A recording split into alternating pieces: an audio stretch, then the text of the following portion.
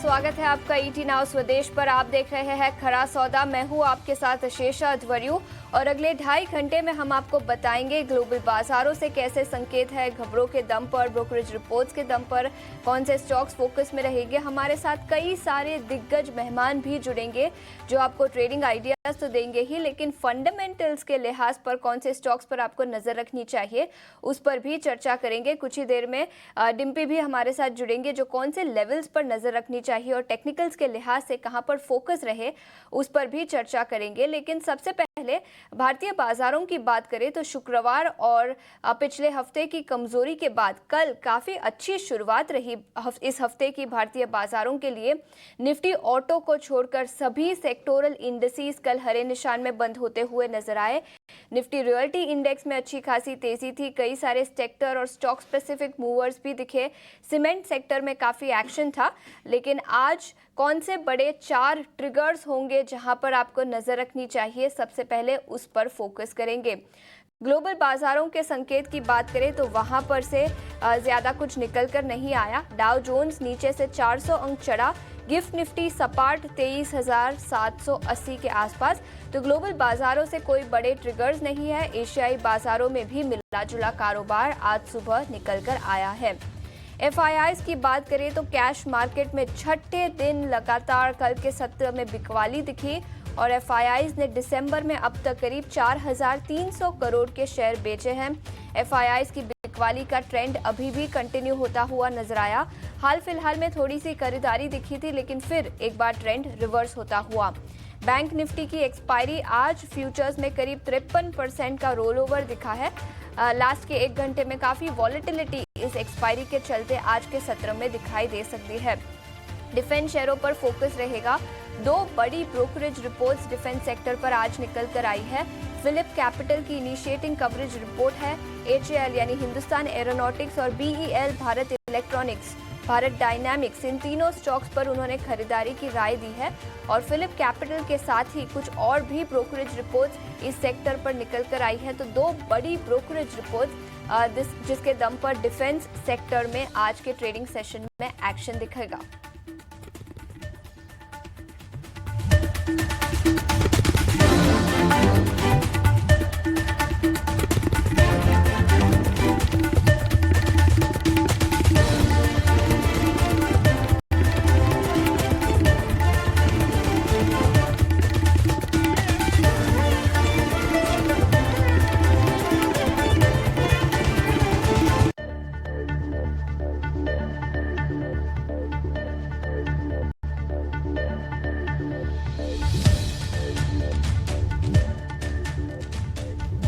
तो ये थे 4 बड़े ट्रिगर्स जहां पर आपको अपनी नजर रखनी चाहिए। लेकिन सबसे पहले हमारे सभी दर्शकों को मेरी क्रिसमस। कल भारतीय बाजार भी बंद होंगे, खुशियों का माहौल होगा। सबसे पहले ग्लोबल बाजारों से क्या संकेत निकल कर आ रहे हैं उस पर नजर डाल लेते हैं।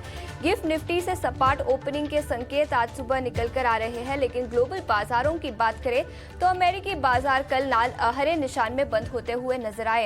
एशियाई बाजारों की सबसे पहले बात करेंगे जहां पर निके 0.3% की गिरावट के साथ कारोबार आज सुबह दिखा है। कोरियन मार्केट में भी हल्की सी कमजोरी दिखी है। लेकिन चीन और हांगकांग के बाजारों में आज दिन के निचले स्तर से अच्छी खासी रिकवरी दिखी है। तो CSI 300 इंडेक्स अब करीब 1% की तेजी के साथ कारोबार कर रहा है। वही हैंगसेंग इंडेक्स में भी करीब 1% से ज्यादा की तेजी है। तो चीन और हांगकांग के बाजारों में तेजी, लेकिन जापान और कोरिया के मार्केट में थोड़ी सी कमजोरी दिखी है। अमेरिकी बाजारों की बात करें तो कल सभी सेक्टोरल इंडेक्स हरे निशान में बंद होते हुए नजर आए। डाउ जोन्स 0.3% की तेजी के साथ बंद हुआ। नैस्डैक 220 अंकों की तेजी के साथ 1% से ज्यादा की तेजी नैस्डैक कॉम्पोजिट में दिखी। कई सारे आईटी स्टॉक्स जिसके दम पर फोकस में थे। और S&P 500 इंडेक्स भी आधे % से ज्यादा की तेजी के साथ बंद हुआ। जैसे मैंने बताया, कई सारे आईटी और प्लेटफॉर्म कंपनीज फोकस में थे। मेटा प्लेटफॉर्म्स जो पहले फेसबुक थी वहां पर 2% से ज्यादा की तेजी। एनवीडिया 3.5% से ज्यादा की तेजी के साथ बंद होता हुआ नजर आया। और याद रखें, कल होंडा और निसान के मर्जर की बात निकल कर आई थी, तो इसके चलते भी दोनों स्टॉक्स फोकस में थे। होंडा 13% की तेजी के साथ बंद हुआ। वही हिंदुस्तान में करीब 5% से ज्यादा की गिरावट दिखी। याद रखिए, इस मर्जर की चर्चाएं पिछले कुछ महीनों से चल रही थी, लेकिन कल फॉर्मल अनाउंसमेंट निकल कर आया, जिसके चलते दोनों ही स्टॉक्स फोकस में थे। यूरोपियन बाजारों की बात करें तो यहाँ पर मिलाजुला कारोबार दिखा। फुट्सी 0.2% की तेजी के साथ बंद हुआ। डैक्स में 0.2% की गिरावट दिखी, लेकिन कैक एब्सोल्युटली सपाट कल के ट्रेडिंग सेशन में बंद हुआ। कमोडिटीज की बात कर लेते हैं। याद रखें, पिछले कुछ दिनों से कमोडिटी मार्केट में काफी एक्शन दिखा है। सबसे पहले सोने और चांदी की बात करें तो ऑल टाइम हाई लेवल्स जो $2,800 पर आउंस के आसपास थे, वहां से अच्छी खासी गिरावट सोने पर दिखी है। अब स्पॉट सोना करीब $2,620 पर आउंस के आसपास ट्रेड करता हुआ। कल के ट्रेडिंग सेशन में आधे % की गिरावट थी, लेकिन आज सोने में फिर एक बार अच्छी खासी तेजी दिखी है। सोने की बात करें तो याद रखें, कई सारे फैक्टर्स हैं जिसके चलते ईयर टू डेट बेसिस पर अच्छी खासी तेजी यहां पर दिखी है। 28% का उछाल सोने में इस साल अब तक दिखा है। ग्लोबली सेंट्रल बैंक्स खरीदारी कर रहे हैं। इसके साथ सेफ हेवन एसेट गिना जाता है सोना, और ग्लोबली मैक्रो अनसर्टेनिटीज है। तो कई सारे फैक्टर्स जिसके चलते सोने और चांदी में इस साल अब तक अच्छी खासी तेजी दिखी है।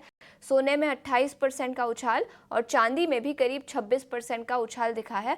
और ब्रोकरेज हाउसेस का नजरिया अगले साल के लिए भी सोने और चांदी पर काफी पॉजिटिव है। क्रूड ऑयल मार्केट की बात करें तो ब्रेंट क्रूड में पिछले कुछ दिनों से गिरावट दिखी है। ग्लोबली सप्लाई बढ़ने की चिंता है। चाइना में भी डिमांड कंसर्न्स है, जिसके चलते क्रूड ऑयल मार्केट में कमजोरी दिखी है। ब्रेंट क्रूड $73 के नीचे फिसलता हुआ। लेकिन ऑल इन ऑल ग्लोबल बाजारों से संकेत ठीक ठाक है। अमेरिकी बाजार कल हरे निशान में बंद हुए, लेकिन गिफ्ट निफ्टी की बात करें तो सपाट ओपनिंग के संकेत भारतीय बाजारों के लिए निकल कर आ सकते हैं। इस बीच हमारे साथ डिम्पी भी जुड़ चुके हैं। Dimpy, good morning. पिछले हफ्ते की कमजोरी के बाद कल अच्छी तेजी, लेकिन आज सुस्त शुरुआत के संकेत। कौन से लेवल्स पर नजर रखेंगे उस पर तो हम चर्चा करेंगे ही, लेकिन सबसे पहले एफआईआईज और डीआईआईज की पोजीशनिंग पर नजर डालेंगे। कितने बदलाव दिखे हैं और उसका इम्पैक्ट आज बाजारों पर कैसे दिखाई देगा? आशीषा, शुक्रिया ये क्वेश्चन पूछने के लिए, क्योंकि थोड़ा इम्पोर्टेंट भी है। और आपको भी मैरी क्रिसमस। कल तो छुट्टी होगी, कल फिर हम आपके साथ नहीं कनेक्ट कर पाएंगे, और मैं दर्शकों को भी ज़रूर मैरी क्रिसमस बोलना चाहूँगा। और मैं ये चाहता हूँ कि भगवान सबको हेल्थ दे, अच्छी वेल्थ दे और समृद्धि दे। और इसी विश के साथ हम थोड़ा इस कार्यक्रम को और आगे बढ़ा रहे हैं। आशीषा, मैं अभी 5 मिनट से आपको सुन ही रहा था, आपने सारे पॉइंट्स धीरे धीरे करके बताए, राइट फ्रॉम क्रूड टू लेके यूएस मार्केट्स और इस समय बॉन्ड यील्ड्स वगैरह कैसी चल रही हैं। देखिए, उन सब में भी आपने एक चीज़ कॉमन रख रहे थे कि कोई मेजर चेंजेस ऐसा सच नहीं हो रहा। तो आप अगर मार्केट्स में भी देखेंगे एफआईज के पॉइंट ऑफ व्यू से, तो कोई मेजर चेंजेस ऐसा सच नहीं है। कल में और परसों में कोई खास बड़ा फर्क नहीं आया है। करीब 31% के आसपास की लॉन्ग होल्डिंग है एफआईज की। आई रिपीट, 30-31% की एफआईज की होल्डिंग है, जो जस की तस है। करीब 65% रिटेल के पास लॉन्ग पड़ा है, और करीब 48% डीआईज अपनी पोजीशंस का लॉन्ग लेके बैठे हैं। तो अगर आप वैसे देखेंगे तो करीब करीब डीआईज जितना माल लेके बैठे सिस्टम में, उसका 50% उनके पास तेजी का है। रिटेल के पास एक्सट्रीम है, 65% है, और एफआईज के पास 31% है। तो मामला कहाँ आके रुका हुआ है? ये मामला यही एफआईज के नंबर पे आके रुका हुआ है।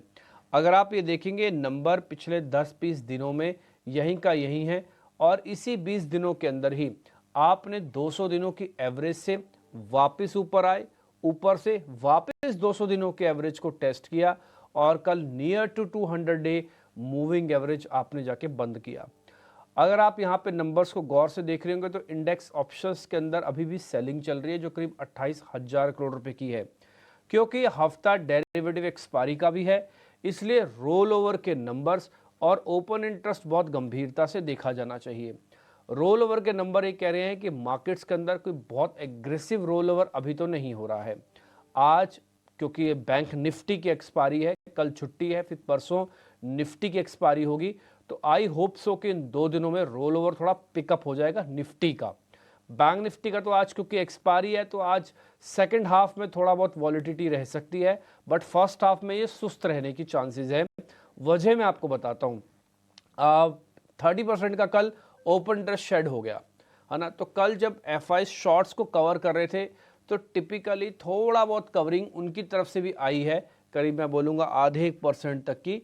और उसमें बैंकिंग में थोड़ा ज़्यादा रोल था। कल आप देख रहे होंगे यूनियन बैंक और एसबीआई और एचडीएफसी यानी बैंक ऑफ बड़ौदा, यानी कि सरकारी और प्राइवेट बैंक दोनों का पार्टिसिपेशन था। ये रेयर कॉम्बिनेशन में मिलता और एक कल एफआईज के नंबर्स में टिपिकली हमको दिख भी रहा था। दूसरा पॉइंट, अगर आप कोई बड़ा प्ले देखना चाहते हैं एफआईज के फ्रंट पे, तो मैं आपके लिए ना 2 पॉइंट्स को नोटिस करवा देता हूं।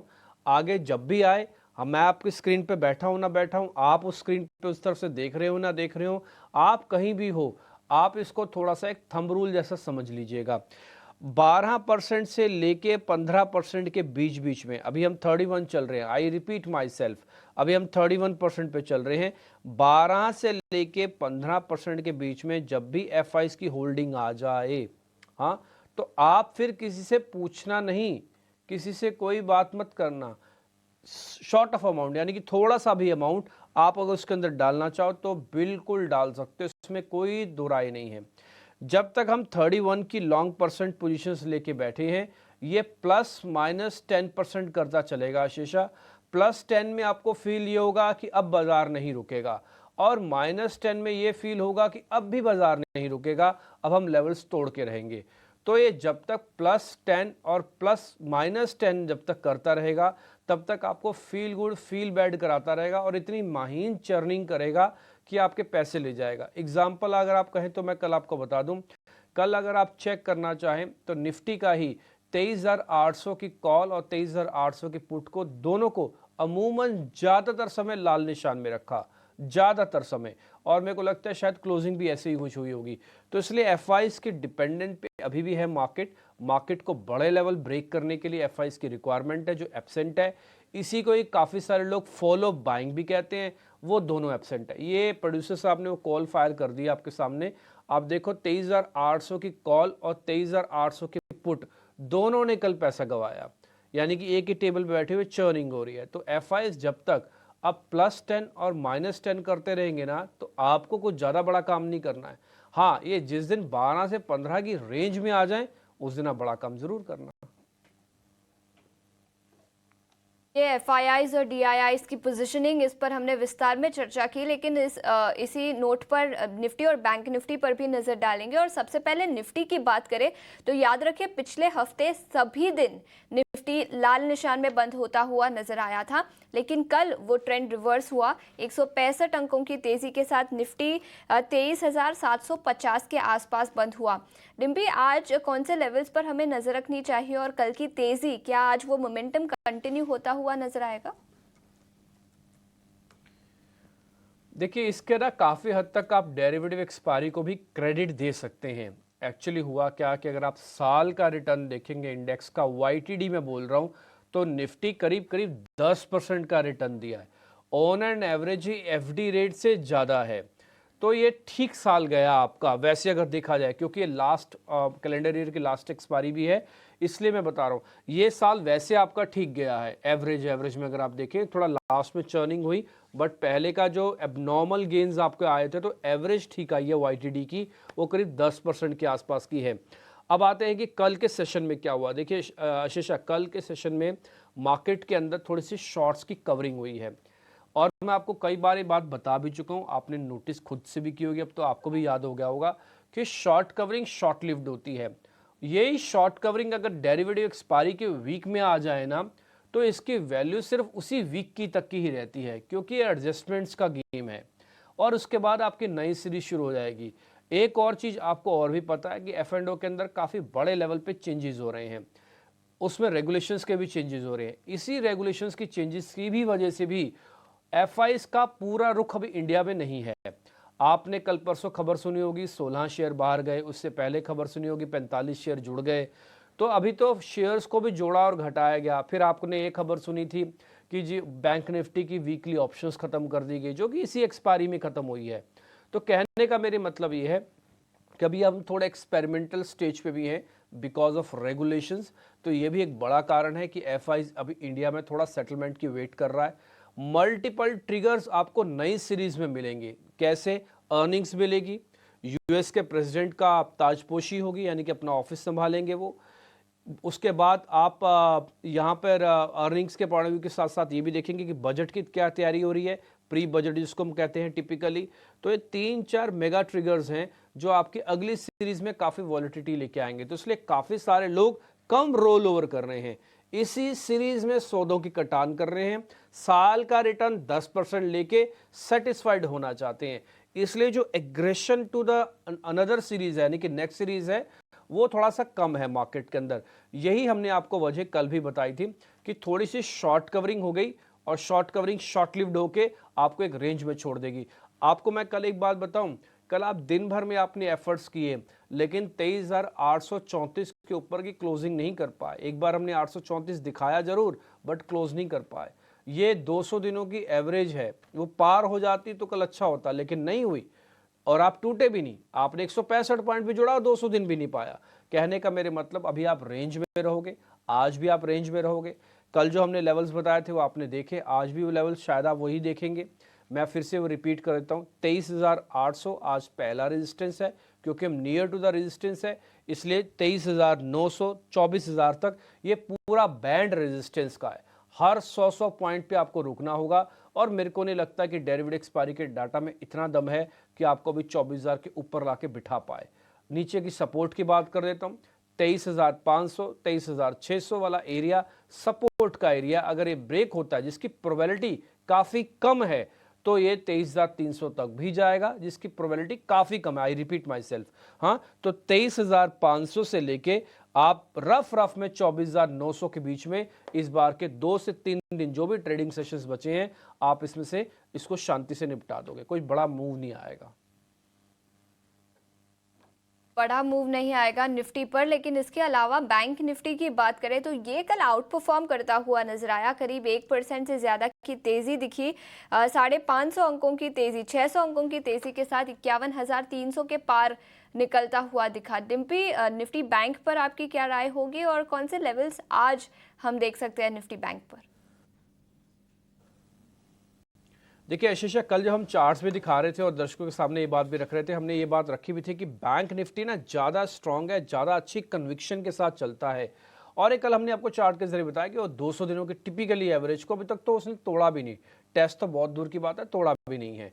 तो ये बात तो सच है कि बैंक निफ्टी आपको एक मिरर इमेज दिखाता है। जब भी बुल्स चलने लगते हैं तो आपको पहली झलक, उसकी पहली छाया आपको बैंक निफ्टी में दिखती है। कल एक और पॉइंट था जो बैंक निफ्टी के अंदर बहुत ही स्ट्रांग था, और आप मेरे से पूछेंगे ना कि अगर गिफ्ट निफ्टी 180 पॉइंट ऊपर नहीं खोलते हम, यानी कि 150-60 पॉइंट ऊपर नहीं खोलते, तब भी बैंक निफ्टी चलता। वजह उसके पुट कॉल रेशो में छुपी हुई थी, जो कि 0.50 था। 0.50 टिपिकली ओवरसोल्ड कैटेगरी है, यानी कि कोई भी इंडाइसिस, कोई भी शेयर ओवरसोल्ड हो गया उस जगह पर आके, वो इतनी बुरी हालत में हो जाता है। उसके बाद टिपिकली उसमें एक फॉलोअप बाइंग आती ही है, वो टेक्निकल बाइंग आए, कवरिंग की बाइंग आए, एक्सपायरी की बाइंग आए, किसी की भी बाइंग है, वो आती ज़रूर है।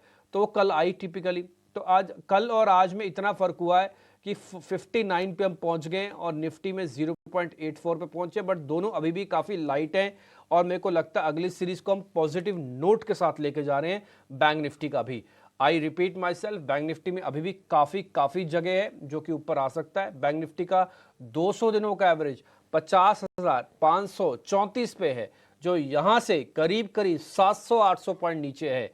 तो आप ये देखिए कि 800 पॉइंट नीचे जाके तो 200 दिन है उसके पास, जो एक मेजर इन्वेस्टर एवरेज है, जिसको उसने कभी भी ब्रेक नहीं किया।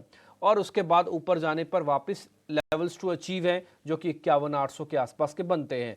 तो बैंक निफ्टी में है दम, लेकिन क्योंकि एक्सपायरी है आज उसकी और कल उसने 30% शॉर्ट्स को कवर कर दिया, इसलिए आज ये भी ठंडा हो जाएगा। ये ठंडा पूरा नहीं होता, इसने कल कुछ ज़्यादा ही तेज़ी दिखा दी। तो आज मेरे को लगता है बैंक निफ्टी अपना एक्सपायरी वाले मूड से निकल जाएगा बाहर, और सेकंड हाफ में थोड़ा एल्गो ट्रेड होता है या compulsory wind up of the positions होती हैं, तो उसकी वजह से थोड़ी बहुत वॉलिडिटी आए तो आए। लेकिन फर्स्ट हाफ में टिल 12-1 बजे तक मेरे को लगता है कि बैंक निफ्टी में कोई मेजर कोई बड़ा मूव आने जा रहा है, ऐसा कुछ नहीं है। 500-600 पॉइंट का तो नहीं आएगा, और ये कहीं भी आप 51,000 का सपोर्ट और 51,500 के बीच में मेरे को लग रहा है आज इस सीरीज कहीं ना कहीं एक्सपायर कर जाएगा। ज़्यादा हुआ तो प्रोबेबिलिटी आई है कि अपर एंड पे करेगा, जिसकी प्रोबेबिलिटी थोड़ी हाई है क्योंकि कल का फॉलोअप क्लोजिंग अच्छी है और आज ओपनिंग में ज़्यादा डैमेज नहीं दिख रहा। तो ये सारी चीज़ें बता रही हैं कि बैंक निफ्टी में एक एक्सपेरिमेंटल ट्रेड अगर आपने कल किया है तो आज आप फॉलोअप कर जाओ और आज में सौदा काट दो। आप ना जब भी रोल ओवर करो तो अपने वित्तीय सलाहकारों से पूछ के करो। हमसे अगर आप पूछोगे तो हमें थोड़ी प्रोबेबिलिटी और टिल्ट टुवार्ड्स पॉजिटिव ये सीरीज लग रही है जैन वाली। मल्टीपल ट्रिगर्स हैं, ऑलरेडी मैंने आपको गिनवा भी दिए। तो अगली सीरीज में जाते समय इस चीज़ का जरूर ध्यान रखें। हाँ, एग्रेशन ऑफ अ डाटा वो मिसिंग है, वो अवेलेबल नहीं है और इसी को कई लोग फॉलो बाइंग कहते हैं कि मार्केट के अंदर 200 दिनों के एवरेज पे बाउंस तो बहुत स्ट्रॉन्ग आता है लेकिन उसके बाद फॉलो बाइंग नहीं आती, इसलिए बाजार को वीक होना पड़ता है। टिपिकली वही फील मेरे को कल भी मार्केट के अंदर आ रहा था कि रेजिस्टेंस को ब्रेक करने में देखो कितनी तकलीफ हो रही है। बट एनी हाउ, अब आज भी आपको मैं रेंज फिर से मैंने ऑलरेडी क्लियर कर दी 51,000-51,500 की रेंज में। आज मेरे को लगता है कि बैंक निफ्टी की सीरीज एक्सपायर हो जानी चाहिए। 200-250 पॉइंट फॉलोअप में आज आपको मिल जाएंगे। किरण जानी, रचना वैद्य और वैशाली पारिक आज हमारे मेहमान हैं, वो हमारे साथ जुड़ भी चुके हैं। रचना मैम बहुत बहुत शुक्रिया, थैंक यू वेरी मच समय देने के लिए and merry Christmas. Vaishali ma'am आपका भी बहुत बहुत शुक्रिया, thank you very much, good morning and merry Christmas to you. And Kiran sir आपको भी good morning, thank you very much, आपने हमारे लिए समय निकाला and merry Christmas to you sir. Vaishali ma'am आपसे शुरू करें, आपकी रीडिंग मार्केट्स की कल और आज दोनों को क्लब करके बताना, कल क्या फील हुआ और आज क्या हो सकता है। Very good morning all of you and मेरी Christmas. I hope Santa rally जरूर आए यहाँ से, बट कल के डेटा के हिसाब से मैं कहूंगी कि मार्केट ने अभी तक तो एक ब्रीदर लिया है। देयर इज नो कन्विक्शन फिलहाल। 23,500 अगर टूटता है तो डाउन साइड कंटिन्यूज, बट जिस तरह से एक सपोर्ट लिया है 23,850 को सस्टेन करना भी आवश्यक है to look for a next target of 24,050। और बैंक निफ्टी में कहूंगी फिलहाल 50,800 के सपोर्ट से चल सकते हैं। 51,800 को क्रॉस करना आवश्यक है to get into a trend. Till then मैं कहूंगी कि ये साइडवेज मूव ही रहेगा और स्टॉक स्पेसिफिक में जो थोड़े बहुत मूवमेंट आते हैं वो रहेंगे। कल जैसे कि देखा मेटल स्टॉक्स, सीमेंट स्टॉक्स, उसमें थोड़ी स्ट्रेंथ दिख रही थी। तो I think sector specific, stock specific का मूवमेंट चलता रहेगा। बिल्कुल, तो ये इंडेक्स लेवल पर रणनीति, लेकिन इस बीच आज के ट्रेडिंग आइडियाज कौन से होंगे वो भी हमारे मेहमानों से जान लेते हैं। किरण, सबसे पहले आप बताएं स्टॉक स्पेसिफिक आइडियाज आज के लिए कौन से होंगे। सो हमारी तरफ से दो आइडियाज रहेंगे। First of all very good morning everyone and merry Christmas to everyone. जिस तरह के मार्केट का सेटअप हम देख रहे हैं, कहीं ना कहीं large cap stocks underperform रहे थे और there are very good chances कि अब यहाँ से नेक्स्ट लेग ऑफ रैली आती है तो जो ये लार्ज कैप शेयर्स है वहां पे एक रैली आनी चाहिए। तो प्रीवियस ब्रेकआउट के बाद जो स्टॉक साइलेंटली अभी ट्रेड कर रहे हैं उसमें से फार्मा सेक्टर हम देख सकते हैं कि फार्मा सेक्टर में रिसेंटली एक अच्छा खासा अपमूव आया है। तो उसमें से सन फार्मा हमें काफी अच्छा लग रहा है। सन फार्मा का अगर आप चार्ट देखोगे तो डेली चार्ट के ऊपर एक रेक्टेंगल पैटर्न के अंदर ट्रेड कर रहा है। ओवरऑल आप मोमेंटम इंडिकेटर देखोगे तो वो भी न्यूट्रल जोन के अंदर ट्रेड कर रहा है। इंट्राडे चार्ट्स देखोगे तो वहां पे डबल बॉटम पैटर्न ब्रेकआउट देखने को मिल रहा है। तो मल्टीपल रीजन है, या तो मल्टीपल फैक्टर है, या तो साइन हमें दिख रहा है कि सन फार्मा में करंट मार्केट प्राइस से लॉन्ग करना चाहिए एक दो दिन में, या तो इवन ये जनवरी सीरीज में भी आप लॉन्ग कर सकते हो फ्यूचर के हिसाब से। ओवरऑल शॉर्ट टर्म में हम 1840 तक के टारगेट देख रहे हैं और जो स्टॉप लॉस हमें रखना है वो 1794 का स्टॉप लॉस मेंटेन करना है। तो सन फार्मा काफी अच्छा लग रहा है करंट मार्केट प्राइस से।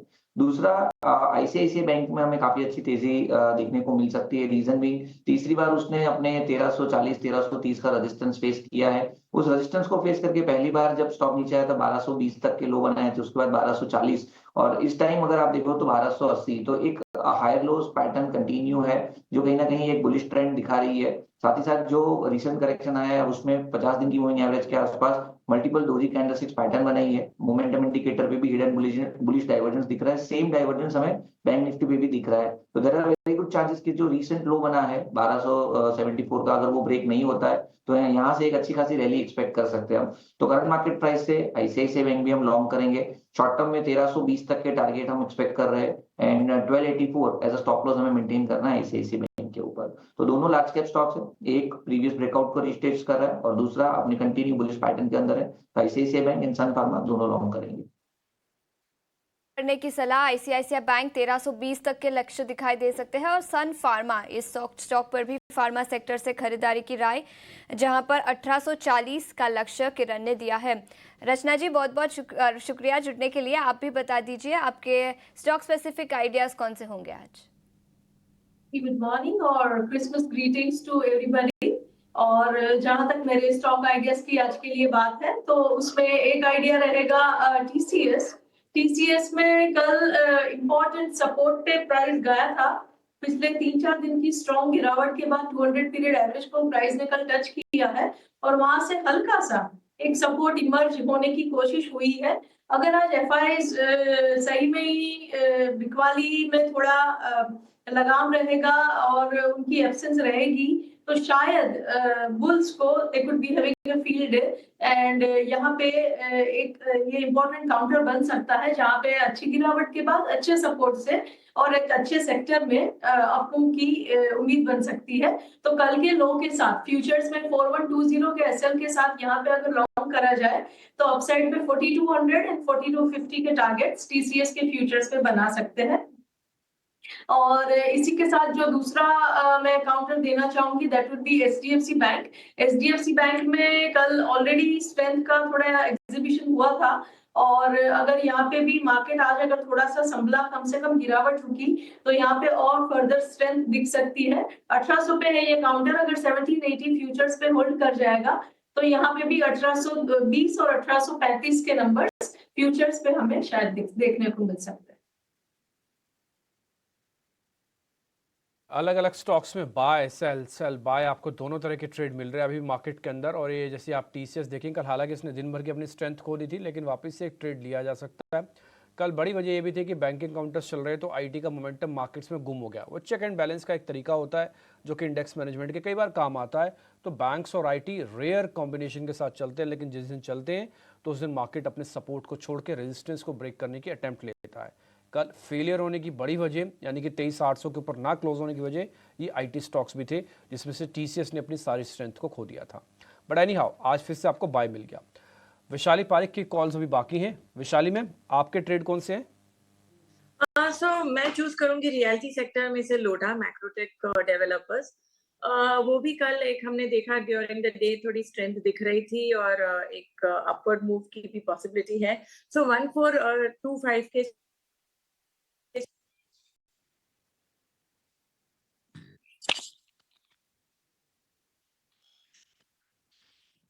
करते हैं। इतना तो हमको समझ में आ गया कि मैक्रोटेक लोढ़ा आपकी एक कॉल है, आपकी थोड़ी आवाज़ चली गई एकाएक, पता नहीं कैसे, अभी हम इसको ठीक कर लेते हैं। बट हाँ, कल इसकी पोजीशन अच्छी थी। कल फर्स्ट मतलब ट्रेड से इसके अंदर लॉन्ग पोजीशंस बनना शुरू हुआ। टिपिकली भी F&O का पार्ट है और आप देखेंगे इसके अंदर काफ़ी अच्छी पोजीशनिंग बनी। 2-2.5% के आसपास का कल क्लोज भी मिला और रियल एस्टेट के अंदर ऑलरेडी बस तो काफ़ी अच्छा है ही, ये तो आप जानते ही हैं। तो इसलिए ये एक ट्रेड नोटिसेबल ट्रेड है। अगर आप कहेंगे ना तो मैं आपको कुछ आपको और नाम भी बता देता हूँ जहाँ पे कल मार्केट्स के अंदर कल बढ़िया से उसके बारे में बातचीत हुई होगी या उसके बारे में आपको ट्रेड दिखेंगे, जैसे जुबिलेंट फूडवर्क, लोढ़ा, VBL, यूनियन बैंक, ये कुछ एक ट्रेड थे। विशाली मैम, अगर आप एक बार वापस बोले तो आपकी आवाज़ अगर आती है तो वापस से आपसे सुनना चाहते हैं। ये लोढ़ा के बारे में आप कुछ कह रहे थे। तो लोढ़ा जैसे कि मैं बोल रही थी कि एक मोमेंटम में आया। कल हमने देखा ओवरऑल रियलिटी सेक्टर में भी एक पिकअप आया था। 1425 के स्टॉप लॉस के साथ इसको खरीदा जा सकता है। फर्स्ट ट्रेडिंग टारगेट रहेगा 1470 और अगर इसके ऊपर सस्टेन करता है तो आई थिंक एक रिन्यूड मोमेंटम दिखेगा and it can go towards 1490। So technically this is very well placed एक बाइंग अपॉर्चुनिटी के लिए। और दूसरा मैं कहूंगी मुझे जिंदाल स्टील ये लेवल पे ठीक लग रहा है। 920 के स्टॉप लॉस के साथ 980 का ट्रेडिंग टारगेट। डन मैम, ये नोटिस हो गया हमारे लिए आपके सारे शेयर्स। एक बार सारे शेयर्स जो भी गेस्ट ने आपको दिए हैं सबके सब घुमा दीजिए। मान लीजिए कोई आगे पीछे होके भी बैठा है तो उसको थोड़ा पता लग जाए कि हाँ ये सारे के सारे शेयर्स थे। इन बिटवीन एक काम और करते हैं, हम अपने सहयोगी को जोड़ लेते हैं ताकि खबरों वाले शेयर्स भी हम आपके सामने रख पाएँ। और जिन्हें हमारे साथ इस बीच जुड़ रहे हैं आपको ये बताने के लिए आज के स्टॉक्स एंड न्यूज़ कौन से हैं, जिन्हें बताएं। गौरव इनफैक्ट है हमारे साथ। गौरव, जरा बताएं आप आज के stocks and news. Good morning.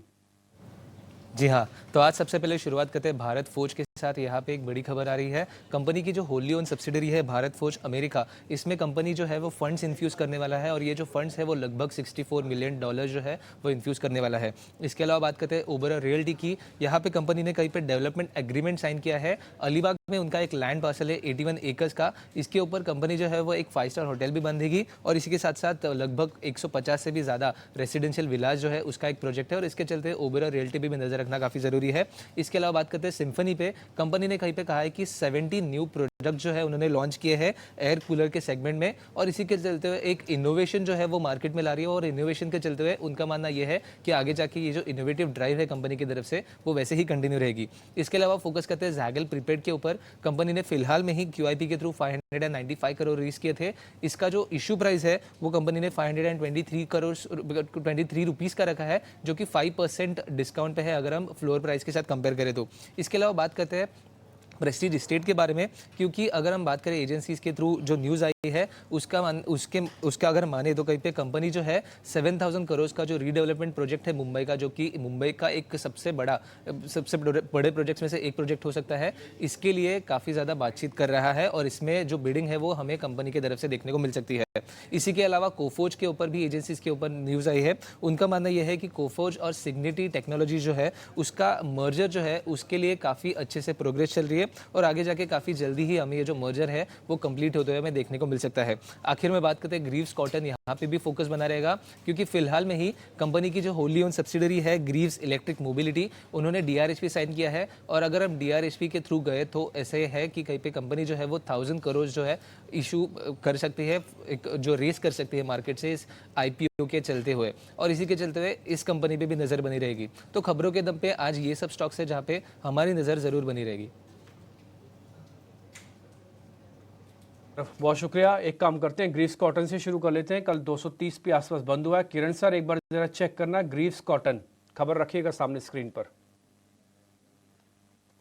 Greaves cotton की अगर हम बात करें तो 230 के आसपास की क्लोजिंग है। एक जो गैप अप ओपनिंग हुआ था लास्ट वीक में वो गैप अप भी अनफील्ड है और वो गैप अप के बाद हम देख रहे हैं कि कंटिन्यूअसली स्टॉक जो है वो लोअर टाइम फ्रेम में या तो डेली चार्ट के ऊपर लोअर टॉप लोअर बॉटम के अंदर ट्रेड कर रहा है। तो मेरे हिसाब से अगर ये नीचे में 225 का लेवल ब्रेक करता है तो चांसेस है कि जो डेली चार्ट के ऊपर गैप फील है उसकी 20 दिन की मूविंग एवरेज भी कहीं ना कहीं वो गैप के नीचे ही है, तो उसको रीटेस्ट कर सकता है। तो जिनके पास है वो होल्ड कर सकते हैं। नई खरीदारी के लिए मेरे हिसाब से ये एक अपॉर्चुनिटी है क्योंकि 215 220 का जो लेवल है वो असेंडिंग ट्रायंगल पैटर्न ब्रेकआउट का लेवल भी है, तो उसको अगर रीटेस्ट करता है तो डेफिनेटली वहां पे एक लॉन्ग पोजीशन बनती है। सो जिनके पास है वो होल्ड रख सकते हैं। नई खरीदारी के लिए 215 से 220 का वेट कीजिए 210 के स्टॉप लॉस के साथ। तो बाय ऑन डिप्स की सलाह रहेगी ग्रीव्स कॉटन के अंदर।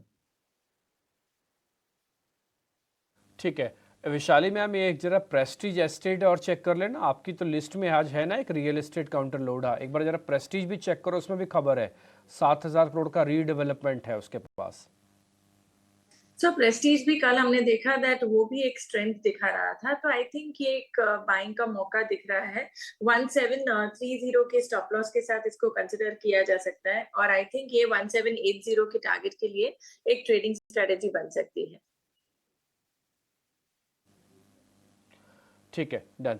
एक शेयर मेरे को और पता करना है कि कल HDFC का काफ़ी बड़ा रोल था और कल एक रिपोर्ट भी आई थी जिसने HDFC को 1800 के भी पार कर दिया था। रचना मैम, और कितना ये इंजन की तरह काम करेगा जो बाजार को ऊपर की तरफ खींचेगा?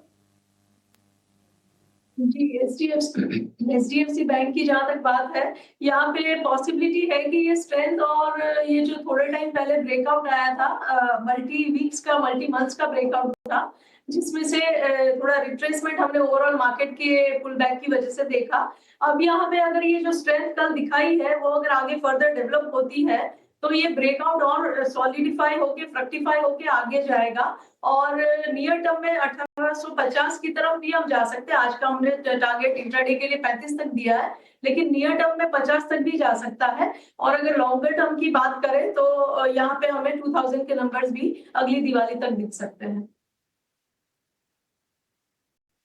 ठीक है, ओबेरॉय रियलिटी भी एक बार आप ही चेक करना रचना मैम, एक बार जरा इसको भी चेक कर लो, ओबेरॉय रियलिटी को भी।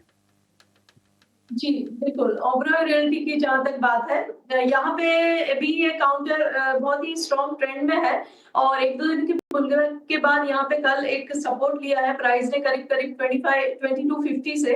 तो ये सपोर्ट जो है, कल का लो जो है वो अगर आप होल्ड कर जाएगा और अगर ओवरऑल मार्केट पॉजिटिव रहेगी तो ये काउंटर दोबारा से 2300 की तरफ जाने की कोशिश करेगा। एक बार 2300 निकल गया तो उसके बाद 2340 की तरफ भी जा सकता है।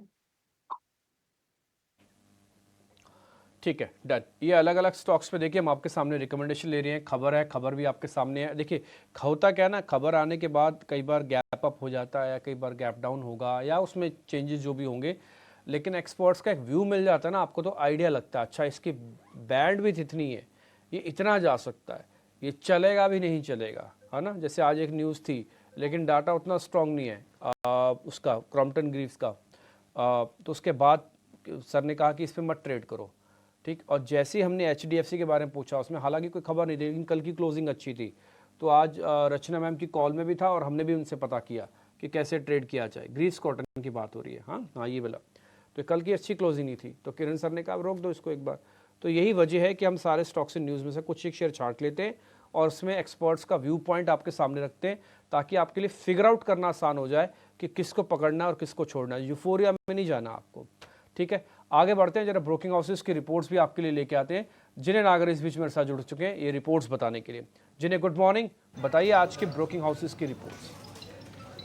बिल्कुल गुड मॉर्निंग। आज शुरुआत करते हैं ब्रोकरेज हाउसेस के नोट से। तो बात करेंगे SBI कार्ड्स की। मॉर्गन स्टैनली की रिपोर्ट है, उन्होंने अपनी जो इक्वल रेट रेटिंग है उसको बरकरार रखा। जो टारगेट प्राइस है वो है 650 रुपये की। उनका मानना है कि अगर हम SBI का भी नवंबर का डेटा देखें, जो स्पेंडिंग मार्केट शेयर है उसमें हमें एक फिसलता हुआ नजर आया। मंथ ऑन मंथ बेसिस पे 15.8% था अक्टूबर में, वहीं अगर नवंबर की बात करें तो वहाँ पे फिसल कर 14.9% दिखा है। और उसके साथ जो मार्केट शेयर है उनका number of credit card force में, वो नवंबर के महीने में 18.7% पे दिखाई दिया। और उसके अलावा जो एग्रीगेट डेली स्पेंडिंग है वहाँ पे एक हमें उछाल ज़रूर देखने मिला, करीब करीब 8% का ईयर ऑन ईयर बेसिस पे उछाल देखने मिला है, वर्सेस 4% का नवंबर के महीने में। इसके अलावा बात करेंगे टेलीकॉम क्षेत्र पे, तो जेफरीज की रिपोर्ट है जहाँ पे उन्होंने कहा है कि जो इम्पैक्ट दिखा है टैरिफ हाइक का वो नॉर्मलाइज होते हुए नज़र आ रहा है। इसके अलावा अक्टूबर महीने की बात करेंगे तो सेक्टर में एक जो एक्टिव सब्सक्राइबर बेस है वहाँ पे हमें एक जंप देखने मिला है। 6.8 मिलियन यूजर्स करीब करीब ऐड होते हुए नजर आए। उसके अलावा भारती, जियो, BSNL और MTNL, इन कंपनियों ने अपना मार्केट शेयर गेन दर्ज किया। वहीं वोडा आइडिया ने अपने सब्सक्राइबर्स थोड़े लूज करते हुए नजर आए। इसके अलावा उनका मानना है आगे चलकर भारती और जियो, ये दो कंपनी अपना मार्केट शेयर गेन दिखाते रहेंगे। इसके अलावा अब बात करेंगे एयर ट्रैफिक डेटा पे, तो जेफरीज की रिपोर्ट है जहाँ पे उन्होंने कहा कि डोमेस्टिक ग्रोथ देखेंगे पैसेंजर्स की नवंबर के महीने में, तो 12% का जंप नज़र आया ईयर ऑन ईयर बेसिस पे। उसी के साथ एक कंपनी ने एक माइलस्टोन भी अचीव किया। डोमेस्टिक पैसेंजर्स में करीब करीब एक दिन में 5 लाख से ज़्यादा पैसेंजर्स दर्ज होते हैं। उसके अलावा नवंबर में अगर हम मार्केट शेयर की अब बात करेंगे तो इंडिगो, यहाँ पे उन्होंने रिकॉर्ड लेवल पर अपना मार्केट शेयर अब कर लिया है। 63.6% का मार्केट शेयर उनका दर्ज हुआ है। वहीं एयर इंडिया की बात करें तो वहाँ पर उनका 11 मंथ लो मार्केट शेयर नज़र आया है 27.3% पर। इसके बाद बात करेंगे डिफेंस सेक्टर पे। 2 ब्रोकरेजेस हाउस ने डिफेंस पर आज रिपोर्ट निकाली है। शुरुआत करेंगे इलारा सिक्योरिटीज से, तो हिंदुस्तान एरोनॉटिक्स पे उनकी बाय रेटिंग है। BEL भारत इलेक्ट्रॉनिक पर भी बाय रेटिंग है। और भारत डायनामिक्स, वहाँ पर उन्होंने डाउनग्रेड किया है, जो पहले बाय रेटिंग थी उसको अक्यूमुलेट रेटिंग पे किया है। हालांकि टारगेट प्राइस अभी भी उन्होंने हाइक किया है 1300 रुपये पे। अभी उनका मानना है कि जो कॉन्ट्रैक्ट्स अवार्ड हो रहे हैं पूरे डिफेंस क्षेत्र में, आगे चलकर वो और मल्टीफोल्ड राइज उसमें देखने मिल सकता है 2-3 सालों में, इसीलिए उनका एक पॉजिटिव व्यू रहेगा डिफेंस पे। इसके अलावा फिलिप कैपिटल, इन्होंने भी इनिशिएशन रिपोर्ट निकाली है। BEL पर उन्होंने बाय रेटिंग निकाली है, 390 का टारगेट है। वहीं हिंदुस्तान एरोनॉटिक्स पर भी बाय रेटिंग है, 5500 रुपये का टारगेट है। और भारत डायनामिक्स पे एक न्यूट्रल रेटिंग है और उसका जो टारगेट प्राइस है फिलिप कैपिटल का वो है 1400 रुपये। उनका मानना है कि defence as a theme stand out करेगी आगे चलकर। उनका मानना है कि जो इन्वेस्टमेंट और ऑफर कर रही है वो मल्टीपल ग्रोथ लीवर्स और एक स्ट्रॉन्ग विजिबिलिटी ऑफर करती है पूरी डिफेंस टीम आने वाले कई सालों में। इसके अलावा एक और लास्ट कंपनी देख लेंगे, सेजिलिटी। यहाँ पर JP मॉर्गन की इनिशिएशन रिपोर्ट है। ओवरवेट रेटिंग और जो टारगेट प्राइस है वो है 54 रुपीज़। उनका मानना है कि US हेल्थ केयर जो है वो एक कंपनी के लिए टेलविंड साबित होगा। और उनका मानना है FY 24 से 27 जो अर्निंग्स ग्रोथ है वो 50% CAGR से ग्रो करेगी। ठीक है, ये कुछ एक ब्रोकिंग हाउसेस के रिपोर्ट्स है। इसमें से मेरे को सबसे ज़्यादा इंटरेस्टिंग लगी वो लगी डिफेंस वाली। एक्चुअली एक नहीं 2 रिपोर्ट है। इलारा भी डिफेंस पे रिपोर्ट दे रहा है और फिलिप्स कैपिटल की भी रिपोर्ट आई डिफेंस पे, और आपको ध्यान देने वाली बात पता है क्या, इसमें दोनों में बीएल को कवरेज में दिया गया है, और एक ने टारगेट यानी कि पीसी ने, फिलिप्स कैपिटल ने टारगेट दिया 390 का, और इलारा ने कैपिटल दिया 345 का, है ना, बीईएल पे। तो इस पे जरा चर्चा करेंगे, पर इससे पहले छोटा सा ब्रेक लेना होगा हमको। वीक है और कल भारतीय बाजार और भारतीय बाजार के साथ साथ दुनिया भर के बाजार में होगी छुट्टी। क्रिसमस और सेलिब्रेशंस की शुरुआत हो चुकी है और इसी वजह से क्यूज जो हैं वो धीरे धीरे कम आना शुरू हो जाएंगे। इस वक्त भी अगर आप देखेंगे मिले जुले संकेत ही भारतीय देख रहे हैं, गिफ्ट बाजार के लिए देखने को मिल रहे हैं। एशियाई बाजार के मिक्स शुरुआत हम देख, निफ्टी भी ऑलमोस्ट फ्लैट है। बीती रात अमेरिकी बाजार में भी हमने देखा लगातार दूसरा ट्रेडिंग सेशन था जबकि एक्शन था, लेकिन यहां से अब कल और परसों हमारे पास क्यूज जो है विदेशी बाजार से कम होंगे, तो भारतीय बाजार को अपने ही बल पर चलना होगा। कल तो इनफैक्ट भारतीय बाजार भी बंद रहने वाले हैं। लेकिन चलिए सेलिब्रेशन का मोड जहां पर है, जहां खबरें आ रही हैं, थोड़ी बहुत ब्रोकरेज रिपोर्ट्स आ रही हैं, उन पर फोकस करते हैं। और ये वही समय है last week of the year कह सकते हैं, जब लास्ट डिसीजंस आप ले सकते हैं, पोर्टफोलियो बनाने के बारे में आप सोच सकते हैं। उसके बाद नए साल की नई शुरुआत करनी होगी आपको। लेकिन डिफेंस शेयरों का जहां जिक्र किया थोड़ी देर पहले, आइए हमारे साथ विवेक कारवा फंडामेंटल एक्सपर्ट जुड़ गए हैं, उनसे डिफेंस क्षेत्र से ही बातचीत करके शुरुआत करते हैं। विवेक, गुड मॉर्निंग, स्वागत है आपका ईटी नाउ स्वदेश पर। डिफेंस पर हम देख रहे हैं ब्रोकरेज हाउसेस की पॉजिटिव रिपोर्ट आ रही है, घरेलू मैन्युफैक्चरिंग बढ़ने से Q4 को सपोर्ट मिलेगा। डिफेंस कंपनियां वैसे भी अच्छा खासा एक्शन दिखा रही है। अगले 2 से 3 साल में ऑर्डर्स कई गुना बढ़ने की बातचीत है। अभी कल ही की खबर है, बीईएल कंपनी को अच्छा ऑर्डर मिलता हुआ देखने को मिला था, जिसके चलते कल स्टॉक फोकस में था, मजबूती वहां पर दिखी थी। और आज के सत्र में जो रिपोर्ट आई है ब्रोकरेजेस की विवेक, इसमें एचएएल, भारत डायनेमिक्स, बीईएल, ये सारे के सारे स्टॉक्स हैं जिसका जिक्र किया है। या तो खरीदारी की राय है, या तो जहां पर खरीदारी की राय दी गई है टारगेट्स रेज किए हैं। डिफेंस सेक्टर पर आपका फंडामेंटल आउटलुक। गुड मॉर्निंग सबको। देखिए, इनफैक्ट आप जब डिफेंस की बात कर रही थी तो मैं बीएल का ही डिटेल्स देख रहा था, कल का जो ऑर्डर आया था, और लग रहा है कि वैल्यूएशन वाइज वगैरह सबसे कंफर्टेबल पोजीशन में ये स्टॉक है।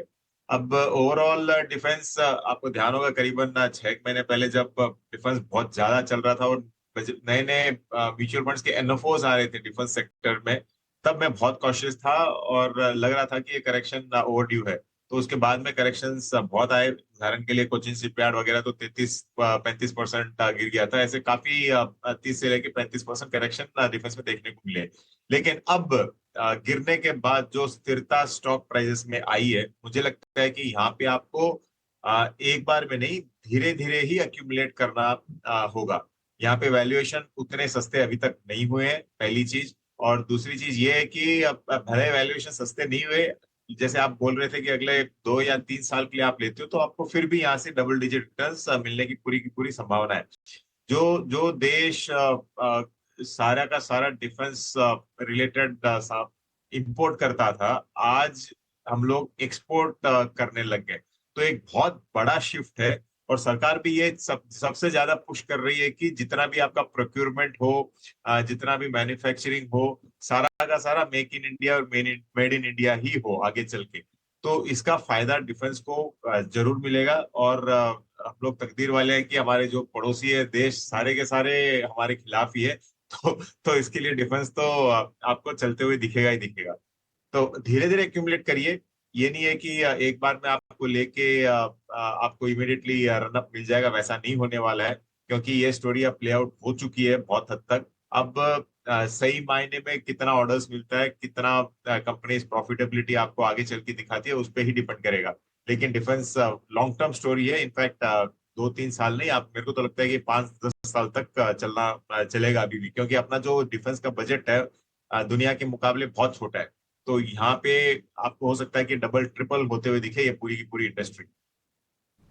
बिल्कुल विवेक, इनफैक्ट सरकार का डोमेस्टिक मैन्युफैक्चरिंग पर लगातार बढ़ावा देना डिफेंस क्षेत्र से के लिए और इस क्षेत्र से जुड़ी कंपनियों के लिए बेहद फायदेमंद साबित होता दिखता है। और इनफैक्ट सिर्फ बीएल ही नहीं, कल के सत्र में हमने एमटार टेक्नोलॉजीज के लिए भी देखा था, करीब 226 करोड़ के ऑर्डर्स मिले थे कंपनी को। एरोस्पेस एंड डिफेंस, ये पूरा का पूरा खेमा है जिस पर नजर होनी चाहिए। लेकिन चलिए आगे बढ़ते हैं, कुछ और स्टॉक्स जहां पर कल हमने एक्शन देखा था उसका भी जिक्र करते हैं। किरण, गुड मॉर्निंग।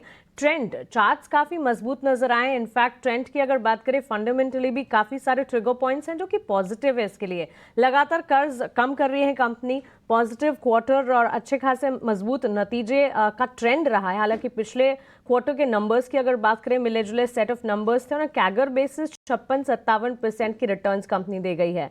कल हमने देखा ऑलमोस्ट 1.5% के गेन्स के साथ क्लोज हुआ ये स्टॉक। ट्रेंड अगर गिरावट पर मिल जाए तो कोई पोजीशन बनानी है? सो ओवरऑल अगर ट्रेंड का चार्ट देखिए तो जिस तरह से हमने देखा कि 82-8300 के आसपास के हाई बने, उसके बाद जो करेक्शन आया था 6200 तक का, वहां पे कहीं ना कहीं 100 डेज मूविंग एवरेज को सस्टेन किया और वापस वहां से high top high bottom pattern के अंदर स्टॉक रिज्यूम किया है। अगर अभी करंट मार्केट प्राइस पे देखो तो 50 days and 100 days moving average के बीच में कहीं ना कहीं कंसोलिडेट हो रहा है। ओवरऑल चार्ट पैटर्न देखिए तो साइडवेज टू पॉजिटिव डेफिनेटली हम कह सकते हैं। जिस तरह के ओवरऑल चार्ट पैटर्न है 6700 हमें ध्यान में रखना रहेगा। काफी वोलेटाइल स्टॉक रह चुका है काफी दिनों में, तो 6700 एक स्टॉप लॉस बन रहा है। कोई भी टिप आए आप लॉन्ग करें, अगर 6700 ब्रेक नहीं करता है तो ऊपर में 7200 और 7200 क्रॉस करने पे वापिस ही अपने जो प्रीवियस बुलिश ट्रेंड है उसमें रिज्यूम कर सकता है। तो एज ऑफ नाउ 6700 से 7200 के बीच में ट्रेड कर रहा है। बाय ऑन डिप्स की सलाह रहेगी विद स्टॉप लॉस ऑफ 6700 और ऊपर में पहला टारगेट हमारा 7200 और 7200 के बाद यहाँ पे एक फ्रेश बाइंग या तो फ्रेश रैली भी स्टार्ट हो सकती है। तो ओवरऑल पॉजिटिव स्टॉक है। ओके, तो चलिए ये राइट ट्रेंड पर आपको मिल गई है। लेकिन इस बीच लगातार पिछले हफ्ते की बिकवाली, 5 ट्रेडिंग सेशंस की बिकवाली के बाद कल के सत्र को अगर याद कीजिएगा, इन कंपैरिजन कल का सेशन पॉजिटिव दिखेगा। इंडेक्स वाइज अगर आप देखें, इंडेक्स जरूर बढ़ा, लेकिन स्टॉक स्पेसिफिक मूव्स भी अगर आप अपने पोर्टफोलियो में देखेंगे तो अभी वॉलेटाइल मूव्स नजर आएंगे। आपको लगेगा कि इंडेक्स तो बढ़े जा रहा है लेकिन स्टॉक स्पेसिफिक हमारा पोर्टफोलियो जो है वो अभी भी फंसा सा क्यों है? वो इसलिए क्योंकि स्टॉक स्पेसिफिक ट्रिगर पॉइंट्स जो हैं वो अब धीरे धीरे आना कम हो रहे हैं। 5 जनवरी के बाद और ज्यादा ट्रिगर पॉइंट्स या कह सकते हैं कि खबरें जो है वो खुलना शुरू हो जाएंगी, लेकिन इस वक्त बाजार की चाल जो है वो इसी तरह रेंज में नजर आएगी। कल के सत्र में वैशाली जी, गुड मॉर्निंग। जहां हम देख रहे थे हर सेक्टर हर पॉकेट में मोमेंटम जरूर देखने को मिला था। इन कंपैरिजन पिछले हफ्ते से तो कल की बाजार की चाल ठीक ठाक रही। ऐसे में कंजम्पशन स्टोरी पर क्या कोई भरोसा बन रहा है आपका? आईटीसी, टाटा कंज्यूमर, ये सारे स्टॉक्स थे जो कि पॉजिटिव मूव्स दिखा रहे थे। वैसे कंजम्पशन की चाल जो है रूरल और अर्बन दोनों ही फैक्टर्स को ध्यान में रख के समझनी चाहिए, लेकिन क्या राय होगी एफएमसीजी स्पेस पर? I would definitely agree that ITC की बात करें तो ITC भी एक सही स्टॉक है ये लेवल पे। आई थिंक 460 के सपोर्ट के साथ इसको कंसिडर किया जा सकता है और एक बार 490 का एक रेजिस्टेंस जो बनता है वो क्रॉस करता है तो आई थिंक 520 के नेक्स्ट टारगेट। और टाटा कंज्यूमर भी मैं ट्रैक कर रही हूँ। I think downside is very limited, we are pretty much at support levels. So Tata consumer भी मुझे लग रहा है एक बार 930 या कुछ क्रॉस करे तो फिर इसमें एक ट्रेंड बन सकता है। सो ये लेवल्स है good time to accumulate these stocks. Tata consumer जैसे स्टॉक्स पर, लेकिन इस बीच स्टील स्टॉक्स पर भी नजर डालेंगे। याद रखें कल खबर आई थी कि डीजीटीआर ने इन्वेस्टिगेशन शुरू किया है स्टील इंपोर्ट्स पर, जिसके चलते जेएसडब्ल्यू स्टील 2.5% की तेजी के साथ बंद होता हुआ नजर आया। सेल में करीब 4% की तेजी दिखी और टाटा स्टील भी करीब 1% की तेजी के साथ बंद हुआ। याद रखें पिछले कुछ महीनों से ये कंसर्न रहा है, स्टील इंपोर्ट्स बढ़े हैं इंडिया में। चाइना, कोरिया, वियतनाम जैसे कंट्रियों से स्टील इंपोर्ट्स बढ़ते हुए नजर आए, जिसका direct impact domestic steel mills पर देखने को मिला है।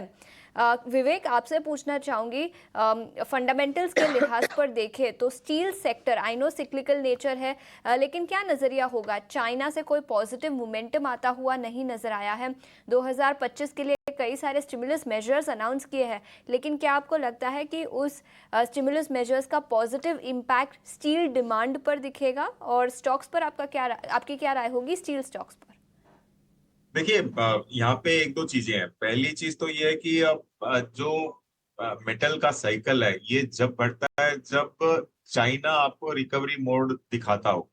तो बीच में चाइना ने थोड़ा सा रिकवरी मोड दिखाया था, हम सबको याद है, स्टिमुलस पैकेज देगा। इनफैक्ट 6ठा या 7वां स्टिमुलस पैकेज था, लेकिन मार्केट को लगा कि इस बार तो चाइना पूरा का पूरा उठ जाएगा। लेकिन सिचुएशन आज भी वैसी नहीं है, चाइना की स्थिति बहुत खराब है। तो मुझे लगता है कि इसके लिए वहां से डंपिंग ज्यादा यहाँ पे हो रहा है, क्योंकि वहां पे जो इंफ्रास्ट्रक्चर वगैरह डेवलप होना था वो सब हो चुका है। अब वहां पे इतनी डिमांड है नहीं।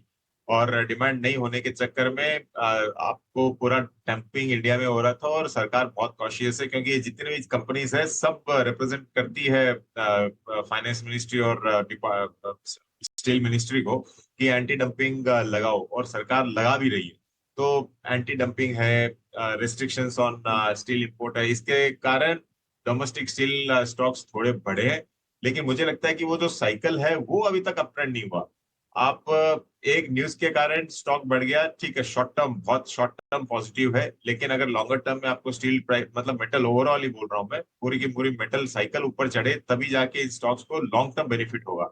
वो अभी होते हुए नहीं दिख रहा है क्योंकि चाइना की स्थिति अभी भी खराब है। और जहां तक केपेक्स का सवाल है भारतीय गवर्नमेंट का, जो पिछले साल था उसका लगभग आधा है राइट नाउ। तो वहां से भी डिमांड अभी तक इतनी हुई नहीं है। हो सकता है कि सेकेंड हाफ में अब थोड़ा सा ये लोग वापस पुश करें तो वो छोटा मोटा सपोर्ट आएगा। मुझे लगता नहीं है कि एकदम साइकिल उठने वाला है यहाँ से। तो अगर और थोड़ा ऊपर जाता तो प्रॉफिट बुकिंग की सलाह रहेगी। तो स्टील साइकिल में अभी भी अपमूव नहीं दिखा है, लेकिन नज़रिया ओवरऑल चाइना से डिमांड कंसर्न्स अभी भी रहेंगे। ये नज़रिया स्टील सेक्टर पर विवेक का।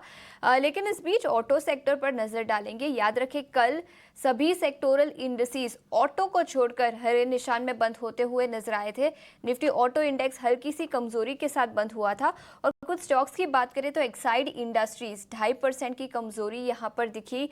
हीरो मोटोकॉर्प और मारुति सुजुकी भी लाल निशान में बंद होते हुए नजर आए।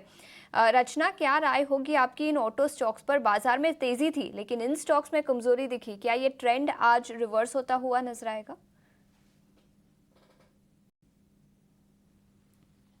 एंड रिवर्स होता हुआ अगर आएगा भी तो it will be have to be considered only as a pull back rally, क्योंकि ट्रेंड जो है ये पूरे सेक्टर का काफी नेगेटिव है। और अगर स्पेसिफिक्स की बात करें, एग्जैक्ट की बात करें तो 400 के आसपास एक इम्पोर्टेंट सपोर्ट बनता है यहाँ पे।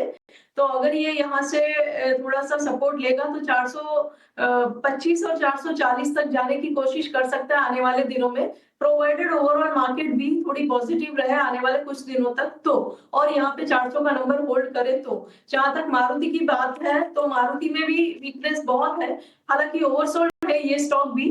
तो अगर मार्केट थोड़ी सी संभल जाएगी तो 10,700 से यहाँ पे भी एक सपोर्ट इमर्ज हो सकता है।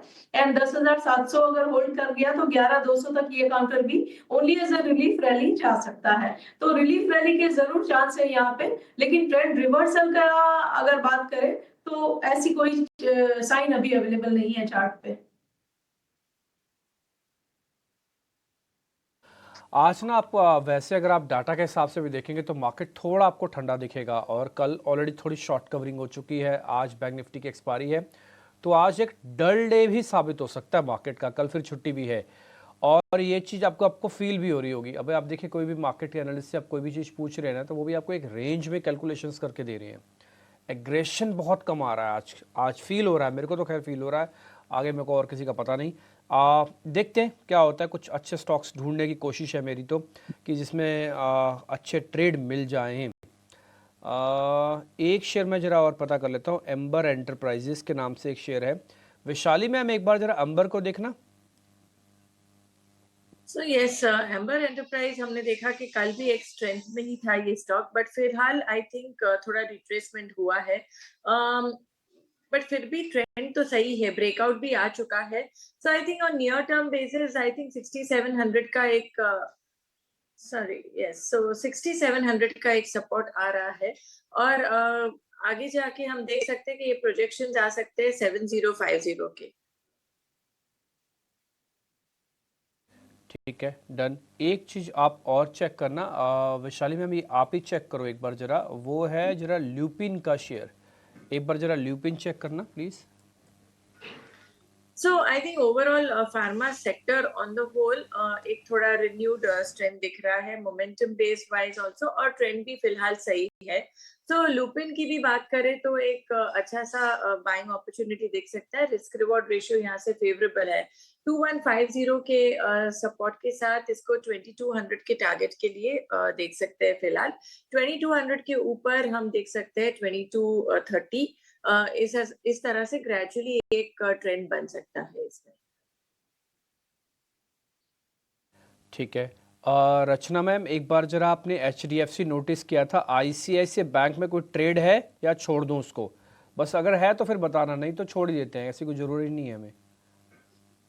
जी, ICICI बैंक में भी ट्रेड बन सकती है और यहाँ पे भी कल एक अटेम्प्ट स्ट्रांगली हुआ था रिवर्सल दिखाने का, और यहाँ पे जब तक 1290 होल्ड करेगा तो यहाँ पे भी पूरे चांसेस है कि हम 1620 तक जा सकते हैं।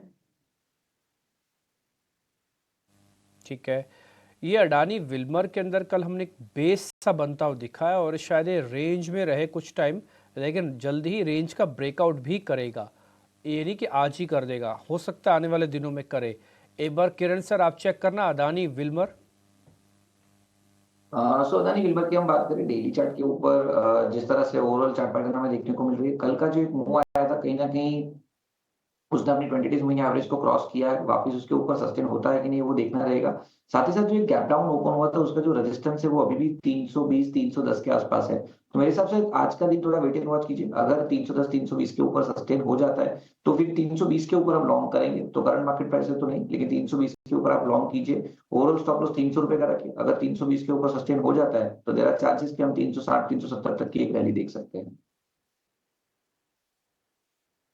40-50 रुपये बन जाएंगे। 320 आने दो, एक बार पहले देख लेते हैं। जल्दबाजी मत करना, ऐसा नहीं कि 4 पे आप सस्ता ले रहे हो, 4 पे सस्ता नहीं ले रहे हो आप, 4 पे कन्फ्यूजन के अंदर ले रहे हो। इसलिए इसका टारगेट आप 370 पे तक का रखो, भले 350 से 370 रखो, 300 का एक स्टॉप लॉस डालो, बट कंडीशन डली हुई है 320। और थोड़ा इसको देख के काम करना। हाँ, मैंने आपके लिए शेयर छांट रहा हूँ, बट थोड़ा देख के काम करना। एक सनोफी इंडिया नाम की कंपनी भी है, एक बार इसको भी जरा चेक करवा लेता हूँ। रचना मैम एक बार जरा आप चेक करना सनोफी इंडिया, कितने चांसेस हैं कि एक स्ट्रॉन्ग पुल बैक इसके अंदर आएगा और बहुत जोर से आएगा? जोर से आने वाले पुल बैक के चांसेस यहाँ पे इतने तो मुझे नहीं लग रहे, और यहाँ पे अगर आएगा भी तो ऊपर की साइड का रेजिस्टेंस है 60 to 50 के करीब रेजिस्टेंस है, जिसको उसको टेक आउट करना आसान नहीं रहेगा। तो एक छोटे से टारगेट के लिए ही प्ले करे, और वो भी डिप से प्ले करे, वरना रिस्क रिवॉर्ड रेशियो फेवरेबल नहीं बैठेगा। कल सरकारी बैंक भी अच्छे चल रहे हैं, Canara bank, bank of Baroda, union bank, के सभी बैंक ठीक थे। विवेक सर अभी आप डिफेंस की बात बोल रहे थे, है ना? मैं अब बैंक्स की बात बोल रहा हूँ। डिफेंस के अलावा आप सरकारी बैंकों पे आ जाओ। आपका इस पे टेक क्या है? ये अपने भाव को जस्टिफाई कर रहे हैं? बड़े बैंकों को भी तकलीफ है, आपको मालूम है ना, कासा डिपॉजिट से लेके थोड़ा स्लो डाउन से जूझ रहे हैं। हाँ डिम्पी जी, जहां तक तकलीफ की बात है, देखिए कासा का तो इश्यू है ही, क्योंकि मैं भी देख रहा हूँ कि कितने मेरे इन्वेस्टर्स FD तोड़ के आज के दिन म्यूचुअल फंड्स में आके पैसा डाल रहे हैं। तो उनको वो इश्यू तो है, लेकिन कासा इश्यू से ज्यादा बड़ा इश्यू होता था जो NPA का इश्यू होता था। और आज आप अगर बैलेंस शीट्स देखो, जो PSU बैंक्स की है, वो one of the strongest balance sheet है इन हिस्टोरिकली आप बात कर सकते हो, क्योंकि जितना क्लेंसिंग होना था 2015 से लेके करीबन 17-18 तक, इतना क्लेंसिंग हुआ। और आज के दिन आपको अगर कोई भी लोन लेना हो PSU बैंक में भी, तो ये फोन बैंकिंग लोन या वगैरह वैसे नहीं चलता है, पूरा का पूरा स्क्रूटनाइज आपका फाइल होता है। तो NPAs on the lowest side है, और ये सारी की सारी बैंक्स लगभग एकदम 100% तो आप बोल नहीं सकते, क्योंकि मेंटालिटी चेंज नहीं होती है इतनी जल्दी, लेकिन लगभग प्राइवेट सेक्टर बैंक की तुलना में ये लोग आ रहे हैं। तो मुझे लगता है कि लॉन्ग टर्म स्टोरी बहुत बढ़िया है यहाँ पे। और वैल्यूएशन वाइज जितनी भी PSU बैंक्स है, आपको दिखेगी कि सारी की सारी सिंगल डिजिट PE पे आज के दिन चल रही है, कंपेयर टू आप अगर प्राइवेट बैंक्स ले लो जो 16 से लेके 21 PE तक आपको मिलेगी। तो वैल्यूएशन वाइज भी बहुत कंफर्ट यहाँ पे है। तो डाउन साइड एकदम मिनिमल है डिप्पी जी, लेकिन अपसाइड हो सकता है कि अच्छा खासा आपको मिल जाए over a period of time. और बैंकिंग ओवरऑल में अच्छा खासा बुलिश हूँ, मुझे लगता है कि डबल डिजिट रिटर्न्स आपको आराम से मिलेगा, डाउन साइड कम है। डाउन साइड कम है, आप ये कह रहे हैं कि स्पेस काफ़ी है ऊपर आने का, ज़्यादा डरने घबराने की बात नहीं है। सरकारी बैंकों का स्पेसिफिक क्वेश्चन मैंने पूछा, उसका स्पेसिफिक आंसर सर ने आपको दिया। कुल मिला के कॉन्फिडेंस हाई रखिए अपना सरकारी बैंकों पर भी। अब मैं आशीषा के पास चलता हूँ। आशीषा, आज सुबह हमको US मार्केट्स बता रही थी, उसके बाद उन्होंने हमको बॉन्ड यील्ड्स के बारे में बताया, फिर उन्होंने क्रूड के बारे में बताया, फिर डॉलर रुपी के बारे में बताया, फिर सब कुछ बारे में बताया। वैशाली मैम, आपको पता है कि आशीषा की डिग्री कितनी है इनके पास? वैसे आपने आशीषा के साथ कई बार आपने एंकर किया है, आपको मालूम है इसका क्या क्या डिग्री है वैशाली मैम? हमारी सहयोगी आशीषा।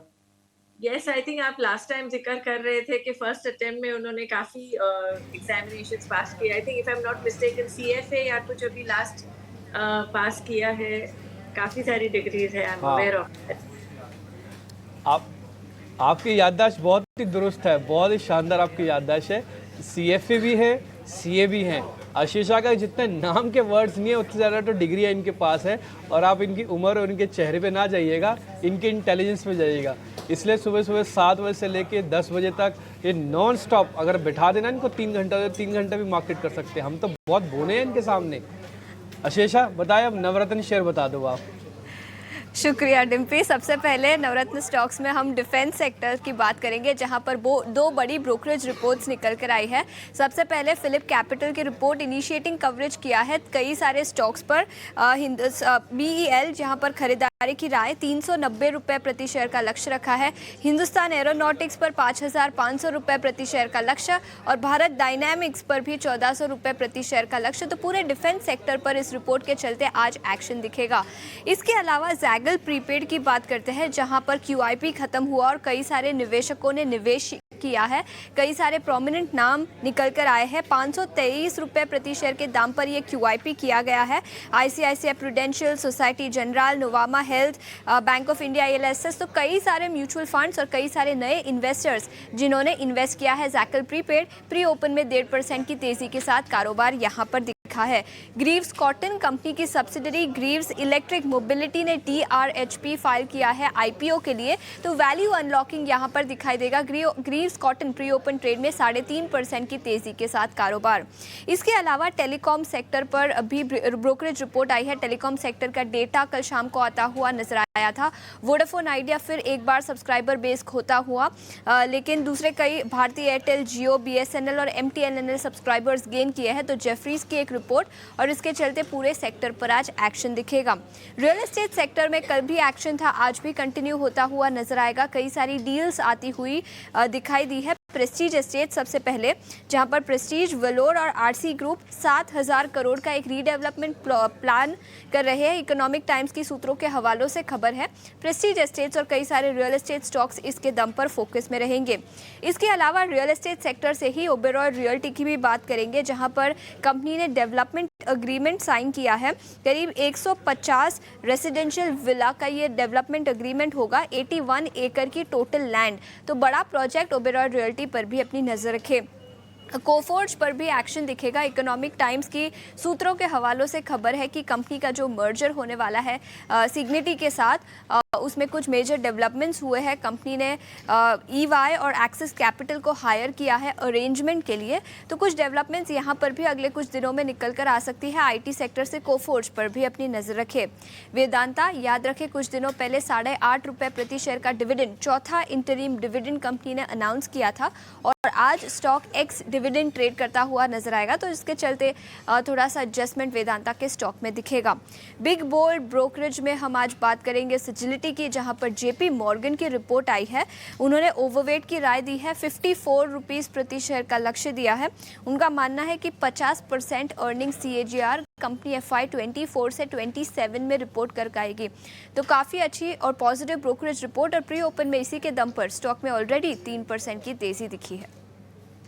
शुक्रिया ये सारे नवरत्न शेयर्स हमें बताने के लिए। तो अब आप ही की तरह एक प्यारा सा छोटा सा ब्रेक लीजिए और वापस स्टूडियो में आ जाइए। 10 के बाजार में आपका इंतजार रहेगा। Thank you. तो चलिए, यहाँ पर जिस तरह से सारे के सारे खबरें नवरत्न शेयर्स थे, इसमें रियल एस्टेट सेक्टर से जुड़ी कंपनियां भी है और एक और कंपनी है, इनफैक्ट डिफेंस भी है, ग्रीव्स कॉटन, टेलीकॉम प्लेयर्स भी हैं, लेकिन जैगल प्रीपेड। रचना जी, आपसे एक क्विक राय जानना चाहेंगे। अगर आप इस स्टॉक को ट्रैक करती हैं, QIP का इशू प्राइस 523 तय किया गया, फ्लोर प्राइस में 5% का डिस्काउंट। एक न्यूज़ फ्लो प्री ओपन में हम देख रहे हैं जैगल प्रीपेड में मजबूती के साथ ट्रेंड जो है शुरुआत होती हुई नजर आ रही है। जी, जहाँ तक जैगल की बात है तो यहाँ पे ट्रेंड तो अच्छा है और हल्का सा पुल बैक भी आया हुआ है recently because of the market correction.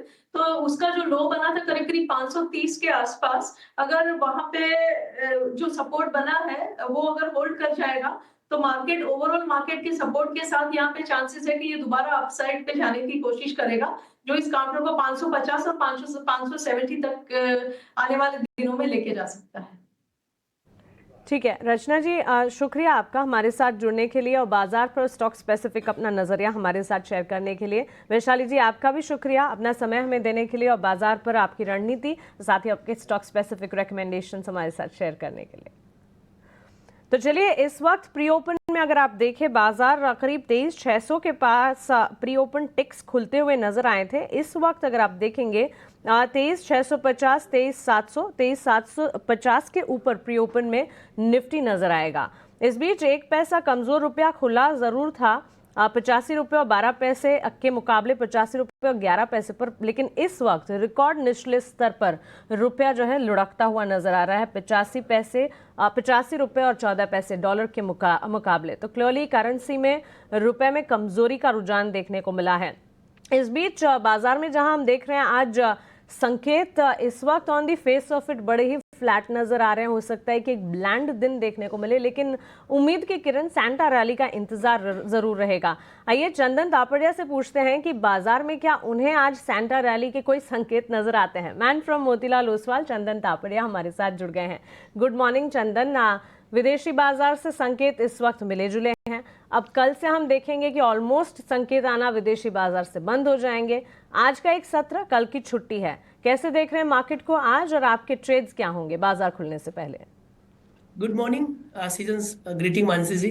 देखिए बाजार में पिछले 5-6 दिनों में प्रॉफिट बुकिंग देखने को मिली थी, बट लास्ट ट्रेडिंग सेशन को थोड़ी सी रिकवरी हुई और आई थिंक आज मार्केट होल्ड कर जाता है तो शॉर्ट कवरिंग ट्रिगर बनती है। हम पिछले 10 सालों की सीजनलिटी देखें तो 10 सालों में हमने 8 बार नोटिस किया है कि लास्ट के वीक में इंडेक्स में रिकवरी होता है। और अच्छी बात यह है कि हम ऊपर के लेवल से ऑलरेडी करेक्ट हो चुके हैं। निफ्टी की मैं बात करूं तो 24,800 से लेके यहाँ पे 23,535 तक का डिक्लाइन देखा और उस डिक्लाइन के बाद अब कहीं ना कहीं वापस थोड़े से सपोर्ट बेस बाइंग आ रही है। हालांकि ग्लोबल मार्केट थोड़े से प्रॉफिट बुकिंग हुई थी, डॉलर इंडेक्स में अपटिक देखने को मिला, 10 ईयर्स यूएस जो बॉन्ड डील है वहां पे भी सर्च देखने को मिला, एफआईज का आउटफ्लो था, ये सब रीजन थे। बट अब अगले कुछ दिनों के लिए एफआईज थोड़े से हॉलीडे मूड में रहेंगे तो हो सकता है कि डोमेस्टिक क्यूज और डोमेस्टिक फ्लो यहाँ पे वर्क करे। तो मेरा ऐसा मानना है कि उसके चलते इंडेक्स में थोड़ी रिकवरी हो सकती है। कहीं ना कहीं हमें ध्यान रखना है कि 23,600 इमीडिएट सपोर्ट है और 23,600 के सपोर्ट से इंडेक्स 23,850 और 24,050 तक का बाउंस दिखा सकता है।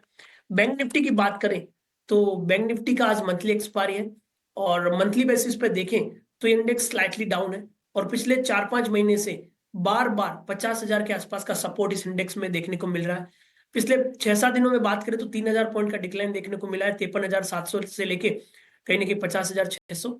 और आज यदि पॉजिटिव ओपनिंग होती है तो पिछले 6-7 दिन का lower top lower bottom negate हो सकता है, क्योंकि कल के दिन भी यहाँ पे एक इनसाइड बार देखने को मिला और यूजुअली इनसाइड बार डिक्लाइन के बाद थोड़ा सा एक स्टेबिलिटी का साइन देता है। तो इन सब तथ्यों को ध्यान में रखते हुए मेरा मानना है कि 51,000 एक इमीडिएट सपोर्ट का काम करेगा एक बार के लिए, 51,600 से लेके 51,750 के बाउंस के लिए। और फटाफट स्टॉक्स की हम बात करें मार्केट खुले उससे पहले, ओबराय रियल्टी पे खरीदारी की सलाह है, 2230 का सपोर्ट है, 2340 तक के टारगेट बनेंगे।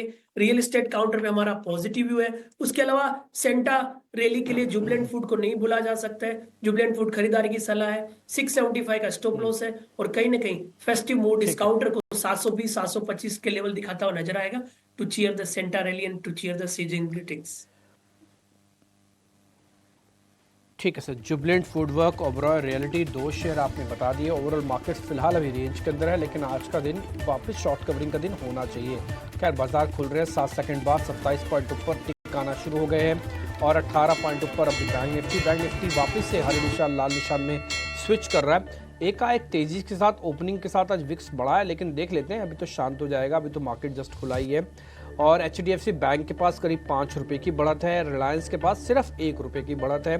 तो आप जो देख पा रहे हैं ना थोड़ा स्पेसिफिक है ना, ऐसा नहीं है कि मार्केट एक तरफा हो रहा है या फिर सब कुछ एकदम से ठीक हो गया है, सब कुछ एकदम से खराब हो गया, कुछ नहीं है। ये सिर्फ चर्निंग है और हमारी अपनी कैलकुलेशन ये कहती है कि कम से कम 12 बजे तक ये चर्निंग चलती रहेगी, 12 से 1 बजे तक। 1 बजे के बाद थोड़ा बहुत बैंक निफ्टी में मोमेंटम आ सकता है just because of expiry and year and की वजह से।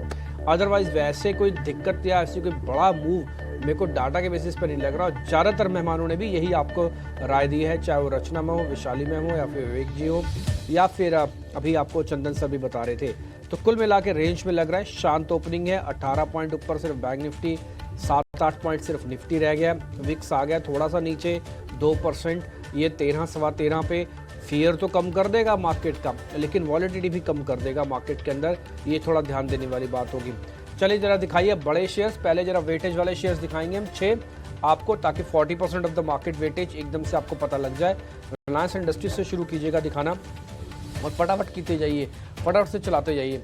रिलायंस इंडस्ट्रीज, फिर उसके बाद फिर HDFC बैंक, फिर TCS, फिर इन्फोसिस, फिर HUL और फिर L&T, ये सभी के सभी शेयर्स आप फायर कर दीजिए। चेक करेंगे तो आपको किसी में भी कोई बहुत बड़ा एग्रेशन नहीं दिखेगा। ज़्यादातर शेयर डल हैं, 10-12 रुपये ऊपर नीचे हो रहे हैं, इससे ज़्यादा कोई बड़ा मूव नहीं है। परसेंटेज में 0.25% मेरे को अभी तक इन 4 शेयर जो फायर हुए हैं उसमें से एक में भी नहीं दिखा है ना। HUL है, और दिखा दो एक बार, जरा कंजम्पशन का शेयर है, थोड़ा और आइडिया लग जाएगा। तो मार्केट पूरी तरह से एक रेंज के अंदर रहने के लिए शुरुआती ओपनिंग ही ऐसी की है कि मैं रेंज में रहूँगा, है ना। आगे देखते हैं क्या होता है। तो HUL के अंदर मामले से 4 रुपये तक की गिरावट है। 1200 वर्सेस 700 शेयर, ये NSE के शेयर्स हैं जो मैं आपके सामने रख रहा हूँ। डेरिवेटिव्स के शेयर्स अलग होंगे, हाँ, तो उसमें अंदर भी आपको शीट अभी आ जाएगी थोड़ी देर में, एडवांस डिक्लाइन वाली, कि कितने बढ़कर और कितने गिरकर हैं। कई बार एडजस्टमेंट में लेट हो जाता है, तो एक बार आएगा तो आपको वैसे दिख जाएगा। पूरी तरह से हम रेंज के अंदर ट्रेड कर रहे हैं और मेरे को लगता भी नहीं आज कोई बड़ा मूव आएगा। मैं आपको गेनर्स गिता देता हूँ कि जिन्होंने आज ओपनिंग अच्छी की है। एक बार पहले आते हैं टॉप 50 काउंटर्स पे, यानी कि निफ्टी के काउंटर्स पे। भारती एयरटेल 0.5%, अडानी एंटरप्राइजेस 0.1%, BEL जिसके बारे में बता रहा था कि दोनों बड़ी हाउसेस ने जो डिफेंस के शेयर्स पकड़े हैं, दोनों ने, एक ने 345 और एक ने 320 ऐसा कुछ टारगेट दिया है BEL का, तो आज 0.5% ऊपर है। इन्फोसिस और टाटा मोटर्स भी हल्की हल्की बढ़त दिखा रहे हैं आपको स्क्रीन पर। ऑलरेडी मैं इन्फोसिस पहले ही आपको दिखा चुका हूँ। अब आप देखेंगे निफ्टी ऑलमोस्ट सपाट हो चुका, 1 पॉइंट का भी गेन इसके पास नहीं है और 1 पॉइंट का लूज भी नहीं है इसके पास। ये 23,000 का इंडेक्स है, 23,500 का इंडेक्स। आज इसको 100 पॉइंट ऊपर नीचे करने में देखना आफत आ सकती है। रेंज इतनी टाइट हो गई है ना कि एक्सपायरी का इम्पैक्ट है, बस छोटा मोटा वो आपको रोल ओवर्स में नोटिस हो जाएगा। और इस बार क्योंकि आपने YTD 10% कमाया हुआ है, तो लोग सौदों को भी रोल ओवर ना करते हुए यहीं कटान करके कैलेंडर ईयर का प्रॉफिट बुक्स में दिखाएंगे अपनी। तो शायद ये भी एक रीज़न हो सकता है कि आपको अगली सीरीज़ पहले 1 से 2 दिन थोड़ी ठंडी रहे, उसके बाद फिर उसके अंदर भी तेज़ी से मोमेंटम बनना शुरू हो जाए। फिलहाल गेनर्स के रूप में मैंने आपको बताया जो लूज काउंटर्स हैं, यानी कि जो कमज़ोर काउंटर्स हैं, उसमें इंडसइंड बैंक, पावर ग्रिड और टाइटन है, जिनके पास करीब करीब आधे % तक की गिरावट है। कुछ और शेयर्स जो आज तेज़ हुआ उसमें फिनिक्स लिमिटेड है, रियल एस्टेट की कंपनी है, 2-2.5% तेज़। बायकॉन तेज़ है आज, हो सकता है कोई एक्सपर्ट्स अभी आपको यहाँ पे कॉल भी दे बायकॉन पे। IGL तेज़ है, गेल तेज़ है, टाटा मोटर्स तेज़ है आज शुरुआत में। तो ये कुछ एक शेयर्स हैं जिनके पास आधे % के आसपास की बढ़त है। अब आते हैं वीक काउंटर्स पे। कल वेदांता की क्लोजिंग अच्छी थी, बट आज ओपनिंग खराब हुई है, 1.5% नीचे है। जोमेटो कल भी वीक था, आज भी वीक है, 1.5% नीचे है। बजाज होल्डिंग्स के अंदर थोड़ा प्रॉफिट बुकिंग आई है। और मैनकाइंड फार्मा नाम की कंपनी है, लास्ट ईयर लिस्ट हुई है, वो करीब 2-2.5% आज शुरुआत में कमज़ोर आपको दिख रही है। इसके अलावा सुंदरम फाइनेंस के अंदर भी प्रॉफिट बुकिंग हुई है। अब आते हैं जरा और कुछ काउंटर्स पे। टाटा इन्वेस्टमेंट्स आज 6-6.5% ऊपर है। और इसके अलावा तेजस नेटवर्क भी 1.5% ऊपर है। डिफेंस को लेकर 2 रिपोर्ट्स आई हैं, इलारा की एंड फिलिप्स कैपिटल की, अलग अलग स्टॉक्स उन्होंने दिए हुए हैं, तो उसमें आप देख सकते हैं। और इसके अलावा मैंने आपको IGL नोटिस करवा दिया कि फिनटेक नाम की भी एक कंपनी है, IT सॉफ्टवेयर से जुड़ी हुई है, 2-2.5% वो भी ऊपर है। अब जरा हीट मैप से आप चेक कर लीजिए कि बाजार में आज क्या होगा। मेरे हिसाब से आज बाजार पूरी तरह से एक रेंज में रहने वाला लग रहा है। अभी तक तो शुरुआत में भी वैसे दिख रहा है, और ये हमने आपको अपनी कमेंट्री में भी बताया था। टाटा मोटर्स, भारती एयरटेल, TCS, ये कुछ एक बड़े शेयर्स, लेकिन सबकी परसेंटेज एक भी पार नहीं हुई है, 1% भी नहीं है तेज है, सब आधे % तेज है। और जो गिरने वाले शेयर हैं उसमें JSW स्टील है, श्रीराम फाइनेंस, एंडरसन है, लेकिन उनके पास भी 1% से ज़्यादा का फॉल नहीं है। तो आप ये देखिए कि ना बढ़त में ना ही गिरावट में जो मैंने टॉप काउंटर्स दिखाए निफ्टी के, उसमें 1% तक के भी मूव नहीं है। निफ्टी से इतर बैंक निफ्टी चेक करोगे तो वहाँ पर भी कुछ ऐसी हालत है, 1% का सिंगल टिक लेने वाला कोई बड़ा बैंक आपको स्क्रीन पर नहीं दिख रहा जिसकी वेटेज भी हो। इक्का दुक्का कोई छोटा मोटा प्लेयर वैसे दिख जाए तो दिख जाए, लेकिन वो मार्केट्स पे इम्पैक्ट नहीं डालेगा, कन्विक्शन पे इम्पैक्ट नहीं डालेगा। ये आईटी के स्टॉक्स हैं, इसमें भी वही हालात है, 1% से ज़्यादा बढ़त नहीं, 1% से ज़्यादा गिरावट नहीं, पूरी तरह से रेंज के अंदर फंसा हुआ मार्केट्स है। और रियल एस्टेट के अंदर फिनिक्स मिल्स ऑलरेडी मैं आपको नोटिस करवा चुका हूँ। इसके अलावा बड़ा ही स्पेसिफिक होकर काम कीजिएगा। 102 दिन में लोढ़ा जैसे शेयर्स ने भी अपना अच्छा रोल ओवर पोजिशनिंग बना दी है। ये पावर के कुछ एक शेयर्स हैं, इसमें यूटिलिटी शेयर्स को भी हमने ऐड कर रखा है, तो आप उसको भी बेनिफिट देख सकते हैं। लेकिन इसमें भी आप देख रहे होंगे ठंडा ही मार्केट आपको दिख रहा है। स्क्रीन पर कहीं बहुत बड़ा एग्रेशन मेरे को तो अभी थोड़ा एब्सेंट दिख रहा है। निफ्टी मेटल्स के अंदर हाँ, वेदांता के अंदर आज प्रॉफिट बुकिंग सीवियर है। JSPL के अंदर भी आज अच्छा कट लग गया शुरुआत में। नियर बाय का सपोर्ट चेक करवा लेंगे भी एक्सपर्ट से कि नियर बाय सपोर्ट कहाँ पे है। निफ्टी ऑटो इंडेक्स भी रेंज में है। ऑटो तो बेचारा GST के ही सदमे से ही बाहर नहीं निकल पा रहा है कि पुरानी गाड़ियों पे भी 18% GST लगेगा। हालांकि मैडम ने क्लैरिफाई किया है कि जो डिफरेंस अमाउंट है पुरानी गाड़ी बेचने में नई गाड़ी खरीदने में जो डिफरेंस आएगा उसके ऊपर 18% देना है, बट फिर भी देना तो है। आप 18% क्यों दिलवा रहे हो? आप नई गाड़ी पे भी टैक्स, पुरानी गाड़ी पे भी टैक्स, टैक्स से टैक्स। आप इस बीच मिड कैप के काउंटर्स आपकी स्क्रीन पर आ रहे हैं, स्मॉल कैप भी है, जरा नोटिस कर लीजिएगा। और दोनों मेरे सहयोगी मेहमानों से कनेक्ट करके आपके लिए ओपनिंग के ट्रेड लेके आ रहे हैं। मार्केट पूरी तरह से एक रेंज के अंदर, निफ्टी में सिर्फ 19 पॉइंट की बढ़त है और बैंक निफ्टी 50 पॉइंट है। जैसे मैंने शुरुआत में कहा था, बैंक निफ्टी कल ही 30% OI शेड करवा के इस कॉन्ट्रैक्ट का, दिसंबर कॉन्ट्रैक्ट का काफ़ी हद तक माल अगली सीरीज में ट्रांसफ़र कर चुका है। अब कुछ करेगा नहीं, ठंडा पड़ाएगा और आज कुछ वैसा ही हमको देखने को भी मिल रहा है।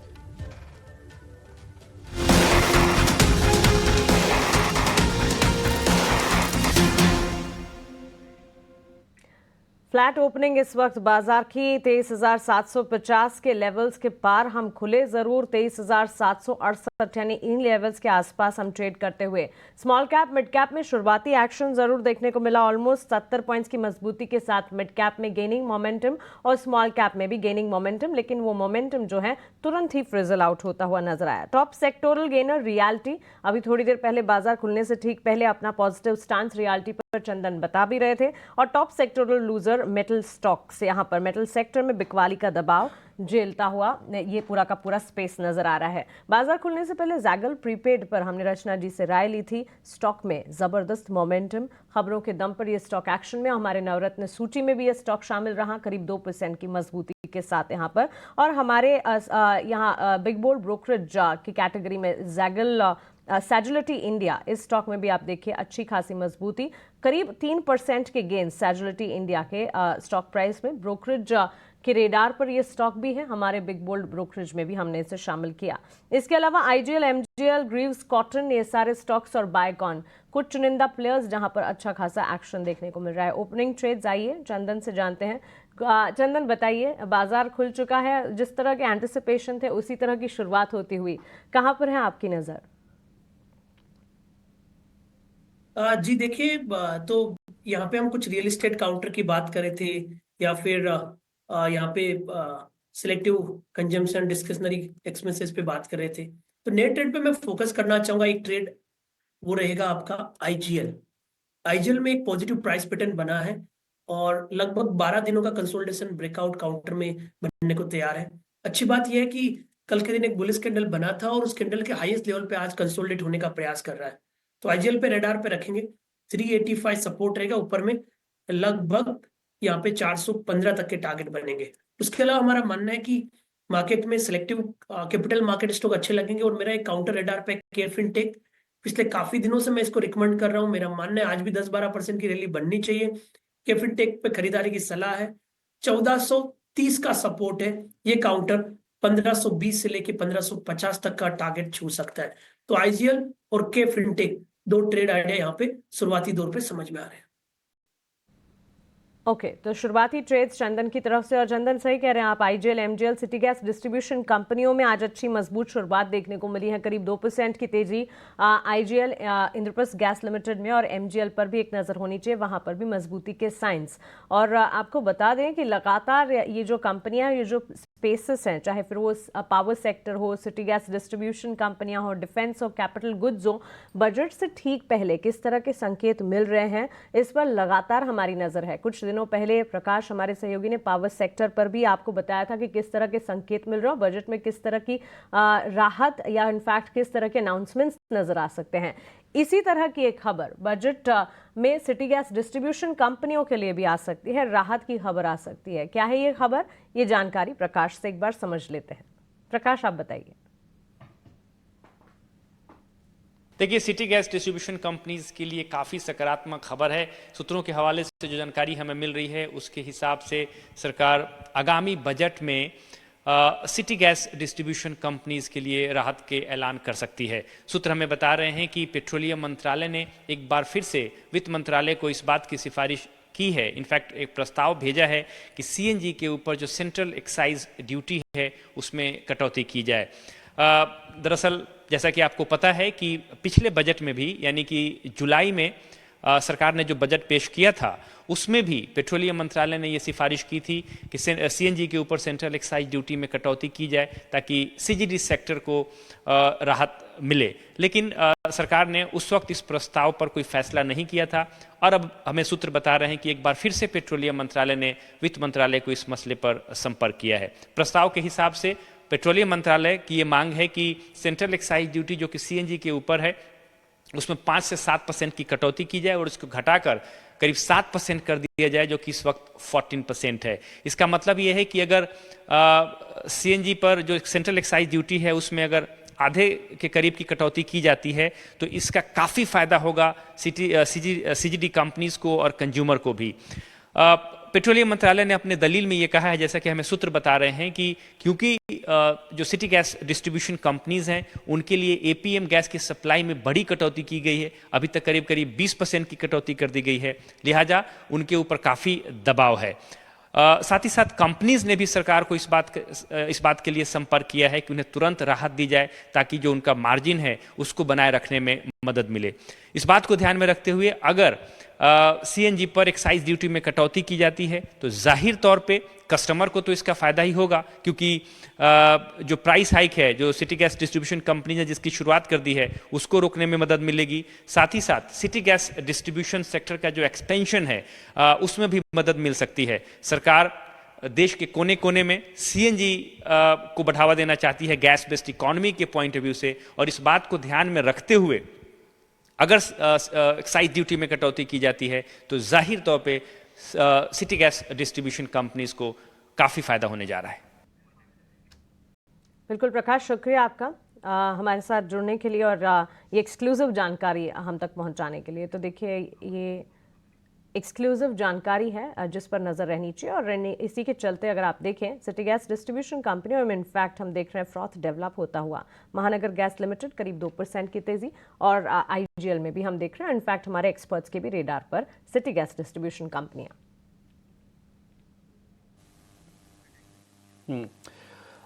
यही इस पे जो गैस वाली खबर आई है ना अभी मानसी, उस पे ना एक बार विवेक सर से मेरे को जरा टेक लेना है। विवेक सर आप हैं हमारे साथ हैं? ओह ठीक है, विवेक सर चले गए, तो फिर चंदन सर ही हैं। चंदन सर, आईजीएल, एमजीएल और गेल और एक और शेयर है गैस का ही, गुजरात गैस, इन चारों में से सबसे ज़्यादा स्ट्रेंथ किस में से, ये गाइड कर दो बस आप। बिल्कुल, देखिए हमने सबसे पहले यहाँ पे आईजीएल की तो बात की, आईजीएल को खरीदारी के लिए यहाँ पे सलाह देना चाह रहे हैं। हमने यहाँ पे डिस्कस भी किया है कि ऊपर में 415 तक के टारगेट बनेंगे। और एमजीएल की बात करें तो एमजीएल में भी बॉटम बन रहा है, बट यहाँ पे क्या हुआ है कि ऊपर के लेवल से मंथली बेसिस पे बड़ा डिक्लाइन 2 महीने से देखने को मिला, तो थोड़ी स्टेबिलिटी और मार्केट का सपोर्ट भी चाहिए। कहीं ना कहीं लग रहा है कि आज के दिन ये एक morning star kind of candlestick pattern बनाएगा, क्योंकि पिछले 3 दिनों से 1215 1225 को रेस्पेक्ट करने का तैयार कर रहा है, तो 1215 का सपोर्ट रहेगा, ऊपर में 1270-80 तक के टारगेट के लिए। और वहीं गुजरात गैस की हम बात करें तो गुजरात गैस में भी हल्का सा रिकवरी बनना चाहिए। तो कंपैरेटिवली इन तीनों की बात करते हो तो मेरा फोकस ज्यादा रहेगा यहाँ पे आईजीएल पे। गैस डिस्ट्रीब्यूशन कंपनियों में इंद्रप्रस्थ गैस लिमिटेड जो कि फोकस रेडार पे चंदन के, लेकिन इस बीच हमारी पैनल पर नरेश मिरानी भी जुड़ गए हैं। गुड मॉर्निंग नरेश, बताइए इस वक्त बाजार खुलने के बाद स्टॉक स्पेसिफिक नजरिया आपका क्या है? अभी भी अप्रोच डिफेंसिव ही रहेगा, क्योंकि मोमेंटम स्ट्रांग नहीं है रिकवरी में। तो सबसे पहले बाय रहेगा एनटीपीसी पर, जहां पे एक अच्छा करेक्शन हो चुका है। 440 से 330 तक स्टॉक आ चुका है। यहाँ पे अपसाइड हो सकती है slowly and steadily. Stop loss होगा 325 का, टारगेट होगा 350 टू 360 शॉर्ट टर्म में।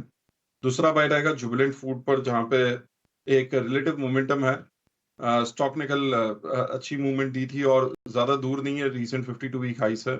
सो यहाँ पे भी एक बाउंस बैक मूव है, अराउंड 725 तक का टारगेट बन सकता है। स्टॉप लॉस होगा 680 का। चलिए, जुबिलेंट फूड पर नरेश जी की भी मोहर लगी है और जुबिलेंट फूड ही स्टॉक है जो कि चंदन के भी रेडार पर रहा। इस बीच रेस्टोरेंट प्लेस में तो मजबूती के साइंस नजर आने की उम्मीद है, लेकिन एफएमसीजी कंजम्पशन थीम अगर आप देखें नरेश, कल भी अच्छा एक्शन हम देख रहे थे एफएमसीजी स्पेस में, और इस वक्त भी अगर मार्केट की हीट मैप में देखें तो चुनिंदा FMCG players Britannia, Nestle, ITC, Tata consumer, ये सारे स्टॉक्स में अच्छा एक्शन, और निफ्टी एफएमसीजी इंडेक्स में भी करीब 100 अंकों की मजबूती हम देख रहे हैं। सो ओवरऑल सेक्टर अभी भी डाउन ट्रेंड में है, कि बस खाली इतना है कि काफी गिर चुके हैं ऊपर से। अगर हम देखें गिरावट भी 20-25% है ऊपर से, और लास्ट 3-4 साल के रिटर्न भी मेलो डाउन हो गए। अगर हम देखें डाबर 2018 टू 2020 के प्राइस पे है। हिंदुस्तान यूनिलीवर फिर से 2020 अप्रैल जून के प्राइसेस पे आ चुका है। सो यहाँ पे बाउंस बैक्स होंगे, बट टफ टू ट्रेड यहाँ पे, क्योंकि ओवरऑल ट्रेंड अभी भी सुधरने को बहुत टाइम है। तो लंबी गिरावट के बाद हम देख रहे हैं थोड़ा सा यहाँ पर एक्शन डेवलप होता हुआ, लेकिन फिलहाल इसे वॉच लिस्ट में ही रखा जाए, ये राय मिलती हुई। इस बीच बायकॉन के स्टॉक को एक बार पुल अप करना चाहिए, और साथ ही जियो फाइनेंशियल सर्विसेज काफ़ी कमजोरी की चाल देखने के बाद इनफैक्ट जियो फाइनेंशियल सर्विसेज में अब हल्के फुल्के एक्शन और गेन्स इस वक्त नजर आ रहे हैं। जियो फाइनेंस 305 के लेवल्स पर अच्छी खासी मजबूती भी दिखाई है स्टॉक ने, इनफैक्ट 400 तक के लेवल्स भी एंटिसिपेट कर रहे हैं ब्रोकरेज रिपोर्ट्स। नरेश जी, आपसे ही क्विकली दोनों ही स्टॉक्स पर, बायकॉन और जियो फाइनेंस। बायकॉन में तो खबर है जिसका एक एक्शन नजर आ रहा है, लेकिन टेक्निकली राय क्या होगी? सो बायकॉन काफी रेंज बाउंड रहा है। हर बार कोशिश जब भी हुई है ब्रेकआउट की तरफ जाने की, स्टॉक ने फॉलो अप नहीं दिया। 370 380 एक मेजर रेजिस्टेंस है लास्ट 2-3 साल से। डाउन साइड में 310 टू 315 एक सपोर्ट लेवल है। सो ये रेंज बाउंड मूव है। आज एक वनडे बाउंस बैक है, बट कन्विंसिंग नहीं होगा क्योंकि अनाउंसमेंट बेस्ड है, तो वेट करूंगा अभी भी। ओवरऑल स्टॉक साइडवेज है। जियो फाइनेंशियल एक इंपॉर्टेंट सपोर्ट पे, अगर यहाँ से 295 अगर ब्रेक नहीं होता है तो बाउंस बैक हो सकता है, तो 295 के स्टॉप लॉस से रिस्क रिवॉर्ड पाई बनता है। राय दोनों ही स्टॉक्स पर। लेकिन चंदन जी, ये हाउसिंग फाइनेंस से जुड़ी कंपनियां, एलआईसी हाउसिंग फाइनेंस, आज हम देख रहे हैं मोमेंटम के साथ करीब 1% की मजबूती, और बजाज हाउसिंग, डेटा पॉइंट्स हो सकता है बजाज हाउसिंग के इस वक्त स्ट्रक्चरली आपके पास कम हो, लेकिन हाउसिंग फाइनेंस पर क्या कोई भरोसा बन रहा है? देखिए, हाउसिंग फाइनेंस में स्ट्रक्चर थोड़ा सा वीक रहा है, और कैनफिन होम एक ऐसा नेम है जहाँ पे लगातार लोअर टॉप लोअर बॉटम बन रहे हैं और मेजर लेवल टूटे जा रहे हैं। तो कैनफिन होम में तो इनफैक्ट बिकवाले की सलाह देंगे। एलआईसी में जरूर लास्ट ट्रेडिंग सेशन को हल्का सा एक बाउंस देखने को मिला, आज रिकवरी है, बट फॉलो बहुत जरूरी है क्योंकि 600 की कॉल में राइटिंग हो रही है। एज ऑफ नाउ जो रेंज है वो 575 टू लेके 600 है। ये रेंज निकलेगा तभी जाके स्टेबिलिटी बनेगी। तो इतना स्ट्रॉन्ग रिकमेंडेशन नहीं है, but some sort of consolidative move यहाँ पे बनना चाहिए। और इनफैक्ट बजाज हाउसिंग फाइनेंस है, वहां पे भी स्ट्रक्चर वीक है। हल्का सा यदि 125 के नीचे होल्ड करता है तो नए डाउन साइड ओपन होंगे। मेरे हिसाब से अवॉइड ही करे, ऊपर में प्राइस टिकेंगे नहीं, प्रॉफिट बुकिंग भी आ सकती है। बिल्कुल, इसे अवॉइड करने की राय हाउसिंग फाइनेंस स्पेस पर ही फिलहाल। लेकिन एक और स्टॉक है जहां शार्प अपमूव नजर आ रहा है, पेट्रोनेट एलएनजी। चंदन, आपसे ही राय जानना चाहेंगे, आज के सत्र की ही अगर बात करें, 338 टू 345 के रेंज में ये स्टॉक जो है तेजी के साथ, इनफैक्ट शुरुआत इसने कमजोरी के साइंस के साथ की, 338 के लेवल्स के आसपास ये ट्रेड कर रहा था, उसके बाद सडन अपसर्ज यहाँ पर नजर आ रहा है, 1.5% की तेजी। देखिए, कहीं ना कहीं इस मार्केट में सेलेक्टिव और गैस कंपनीज यहाँ पे ठीक कर रही है, जैसा कि आप एमजीएल आईजीएल की बात कर रहे हो, या फिर अपने गुजरात गैस के बारे में चर्चा की है। अब पेट्रोनेट भी उसी एक कड़ी में आता है, और पेट्रोनेट में आप देखोगे तो कहीं ना कहीं सेटअप कंपैरेटिवली ओके है, इतना स्ट्रॉन्ग नहीं है, बट बाय ऑन डिक्लाइन की रणनीति यहाँ पे बरकरार रहेगी। 3 दिनों से हाई टॉप हाई बॉटम के बाद अब ये लगभग 30 दिनों के कंसोलिडेशन ब्रेकआउट को होल्ड करने के लिए तैयार हो रहा है। तो 333 का सपोर्ट रहेगा, ऊपर में 360 तक के स्विंग के लिए, बट डिप पे बाय करें क्योंकि थोड़ा लो बीटा काउंटर रहता है। ठीक है। खैर, अभी आप देखोगे तो निफ्टी में ना 40 पॉइंट की गिरावट आ चुकी है। यही बात हमने आपको सुबह भी बताई थी कि देखिए शॉर्ट कवरिंग हो चुकी है। मार्केट डल है, रोल ओवर भी होना नहीं है ज़्यादा, एक्सपायरी की कटान आज बैंक निफ्टी की है, फिर एक दिन की छुट्टी के बाद निफ्टी आएगा, है ना। तो एक्चुअली में बैंक निफ्टी कल होता, बट वो 1 डे बिफोर हो रहा है। वजह आपको पता है कल छुट्टी है, तो इसलिए पहले से प्री डिसाइडेड छुट्टी होने पर वो 1 डे बिफोर हो जाता है। अब आप देखो पूरी तरह से एक डल मार्केट है। अच्छा, इंडिया विक्स में भी कोई चेंजेस नहीं है ज़्यादा। आप देखोगे ना तो इंडिया विक्स दिखाना एक बार 1359 का है, तो ये क्या करेगा, आपको ना एक रेंज बांध देगा। कैसे रेंज बांधेगा, जैसे मान लो 23,800 ऊपर की 800 850 है ना रेजिस्टेंस हो गया, और 23,500 600 रख देगा नीचे। अब आप करते रहो जो आपको करना है, आपको कहीं डिस्टर्ब नहीं करेगा, आप आराम से शांति से बैठो, इसी 50-60 पॉइंट में ऊपर नीचे करते रहो। एक बार जरा दिखाओगे 23,800 की कॉल और 23,800 के पुट, फिर नरेश भाई से एक जो जरा शेयर और मेरे को पता करने हैं, बस जल्दी से 23,800 की कॉल और 23,800 के पुट दोनों दिखा दो। आप देखो मैंने आज सुबह भी आपको दिखाई थी यही 23,800 की कॉल और पुट, जो इस बार की एक्सपायरी हो रही है 26 तारीख की, 26 आप लिखना उस पर आएगा 26 दिसंबर के। तो उसमें देखेंगे दोनों ही रेंज में, कल तो दोनों टूटे, आज भी दोनों टूट रहे हैं। 23,800 19 दिसंबर वाले नहीं, बहुत से तो खत्म हो गए हैं। क्या ढूंढ लेना आप, जब आपको मिल जाए तो मेरे को बताना। आगे बढ़े नरेश भाई, एक दो शेयर जरा आपसे और चेक करवाने हैं। शेयर में आप जरा देखेंगे तो आप जरा देखिए LIC, अच्छा छोड़ दो उसको, LIC हाउसिंग को भी। सर एक बार पूना वाला चेक करना आप। यहाँ पे काफी क्लियर कट डाउन ट्रेंड रहा है लास्ट ऑलमोस्ट, जब से इसने टॉप बनाया था 500 पे। Lower top lower bottom formation ही है। रिसेंटली जो गैप डाउन हुआ था वो रिकवर कर दिया है, बट उसके बाद भी बाउंस बैक सस्टेन नहीं कर पाया जहां से शुरुआत हुई थी। तो ओवरऑल लोअर ड्रिफ्ट ही है, 290 280 का सपोर्ट रहता है, और जब तक 350 के ऊपर नहीं आता व्यू नेगेटिव ही रहेगा। ओके, आपका व्यू नेगेटिव है, ऑल दो वैसे मैं सर मेरी शीट में लॉन्ग साइड पे बना पोजीशन, अभी डे हाइज पे भी है, बट अभी आप कह रहे हैं कि थोड़ा रुकना है इसके अंदर। पोजीशंस तो ठीक है, शुरुआत में 2 लाख शेयर अब आ भी गए हैं इसके अंदर, और धीरे धीरे टिक बाय टिक आप देखो स्क्रीन पर थोड़ा गर्म तो है शेयर। ठीक है सर, आपकी बात को हम कंटिन्यू करते हैं। एक शेयर आप और चेक करो सर, फिर हेवल्स भी चेक करो आप जरा, नरेश भाई हेवल्स भी जरा चेक करना। अगर हम देखें तो साइडवेज कंसोलिडेशन बेस बनाने की कोशिश हो रही है। जो ब्रेकआउट हुआ था 1600 से, वहां से एक 2100 का मूव आया था, और तब से एक शार्प डिक्लाइन हुआ है जो काफी कंज्यूमर नेम्स के साथ हुआ है, बट यहाँ पे 1600 का सपोर्ट है। ओवरऑल एक एंट्री पॉइंट हो सकती है जब तक 1600 होल्ड करता है, तो 1630 1660 के बीच में स्टॉप लॉस 1600 होगा पोजिशनली, और बाउंस बैक हो सकता है 1800 1850 तक। एक शेयर आप और चेक करो, उस शेयर का नाम है नवीन फ्लोरिन, 3000 का शेयर है, 3300 का रेट मिलेगा आपको।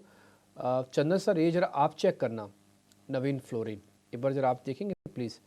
नवीन फ्लोरिन 3300 का शेयर होगा। बिल्कुल, नवीन फ्लोरिन की बात करें तो कहीं ना कहीं ऐसा लग रहा है कि पिछले 9 दिनों के गिरावट के बाद हल्का सा रिकवरी के साइन दिखा रहे हैं। पिछले 9 दिनों में ये काउंटर ने 3670 से लेके ऊपर नीचे में 3300 तक का डिक्लाइन देखा है, और आज ओपनिंग के बाद अपने आप को होल्ड कर रहा है, और वीकली चार्ट में एक राइजिंग सपोर्ट लाइन को होल्ड कर रहा है। तो मेरे हिसाब से एक ट्रेड सेटअप बन रहा है, बट कन्विक्शन आएगा 3350 के ऊपर। 3350 निकलता है तो बिल्कुल खरीदारी की सलाह रहेगी ऑन इमीडिएट बेसिस। उस कंडीशन में 3300 का स्टॉप होना चाहिए, ऊपर में 3500 तक का टारगेट बनना चाहिए। आज 2 ऑटो वाले शेयर्स आपको नोटिस कराता हूँ, हालांकि मैं नज़र उस पर रखना नहीं चाहता क्योंकि अभी बहुत मामला गर्म है। कभी GST आ रहा तो कभी क्या आ रहा तो कभी क्या हो रहा है इसके अंदर, अभी सेल्स के नंबर्स भी नहीं पता, अभी 4-5 दिन में आएंगे सेल्स के नंबर फिर भी। बट 2 शेयर हैं जो डेरिवेटिव एक्सपायरी के हिसाब से इंपॉर्टेंस रखते हैं। पहला एक तो बजाज ऑटो, स्क्रीन पर दिखाना, हाँ। दूसरा शेयर है आइशर मोटर, फ्यूचर्स भी दिखाना इनके। थोड़ी थोड़ी बाइंग इनमें हो रही है, लग रहा है कि शायद अगली सीरीज तक ये कुछ चल सकते हैं। तो रोल ओवर के पॉइंट ऑफ व्यू से पता करता हूँ, और नरेश भाई से ये भी पता करता हूँ कि दम कितना, स्ट्रेंथ कितना इन दोनों शेयर्स में। नरेश जी इन दोनों शेयर्स को चेक करो, एक तो बजाज ऑटो, दूसरा आइशर मोटर। बजाज ऑटो अगर हम देखें तो लास्ट अगर 8 से 10 महीने का जो सपोर्ट लेवल है अराउंड 8600 के आसपास है, वहीं पे स्टॉक अभी कंसोलिडेट कर रहा है। यहाँ से एक बाउंस बैक हो सकता है, और करेक्शन भी काफी हो चुका है, 12,500 13,000 से स्टॉक आ चुका है 9,000 से 8,500 के बैंड में। यहाँ से एक बाउंस बैक हो सकता है, बट स्टॉप लॉस स्ट्रिक्ट होगा 8600 का। और आइशर मोटर्स जो है वो रिलेटिवली साइडवेज रहा है कंपेयर टू जो बाकी ऑटो नेम्स है। जिन्होंने करेक्टली किया है, तो यहाँ पे एक बड़ा रेंज है 4550 और 5050 का। जब तक ये रेंज में लोअर एंड पे बाई है और अगर 5050 ब्रेक होगा तब जाके इसमें मोमेंटम आएगा। और एक्सट्रीम शॉर्ट टर्म बेसिस पे 4850 का एक पिवट पॉइंट है, अगर उसके ऊपर सस्टेन करता है तो ब्रेकआउट हो सकता है। Okay, done. तो ये कुछ एक ब्रेकआउट्स वाले कैंडिडेट भी आपको नोटिस हम करवा रहे हैं और इन दोनों में थोड़ी थोड़ी बाइंग है। देखो मैंने फ्यूचर की प्लेट इसलिए फायर कराई ताकि आप ना ओपन इंटरेस्ट चेक करते रहो इसका, और एक करंट मंथ का फ्यूचर्स है टिपिकली। अभी तो नेक्स्ट मंथ में भी जाना है, बट करंट मंथ में भी अगर कोई कॉल आ रही है ना, बाइंग आ रही है, उसके अंदर कवरिंग आ रही है, तो थोड़ा नोटिस होने चाहिए चीज़, ठीक है। खैर एनी हाउ, ऑप्शंस के ट्रेड के लिए ध्वनि पटेल हमारे साथ जुड़ रही है। इंडेक्स में तो 100% कोई ऑप्शंस नहीं देगा, लेकिन स्टॉक्स का ज़रूर मिलेगा। तो ध्वनि पटेल को जोड़ते हैं, पता करते हैं कौन सा ऑप्शन है।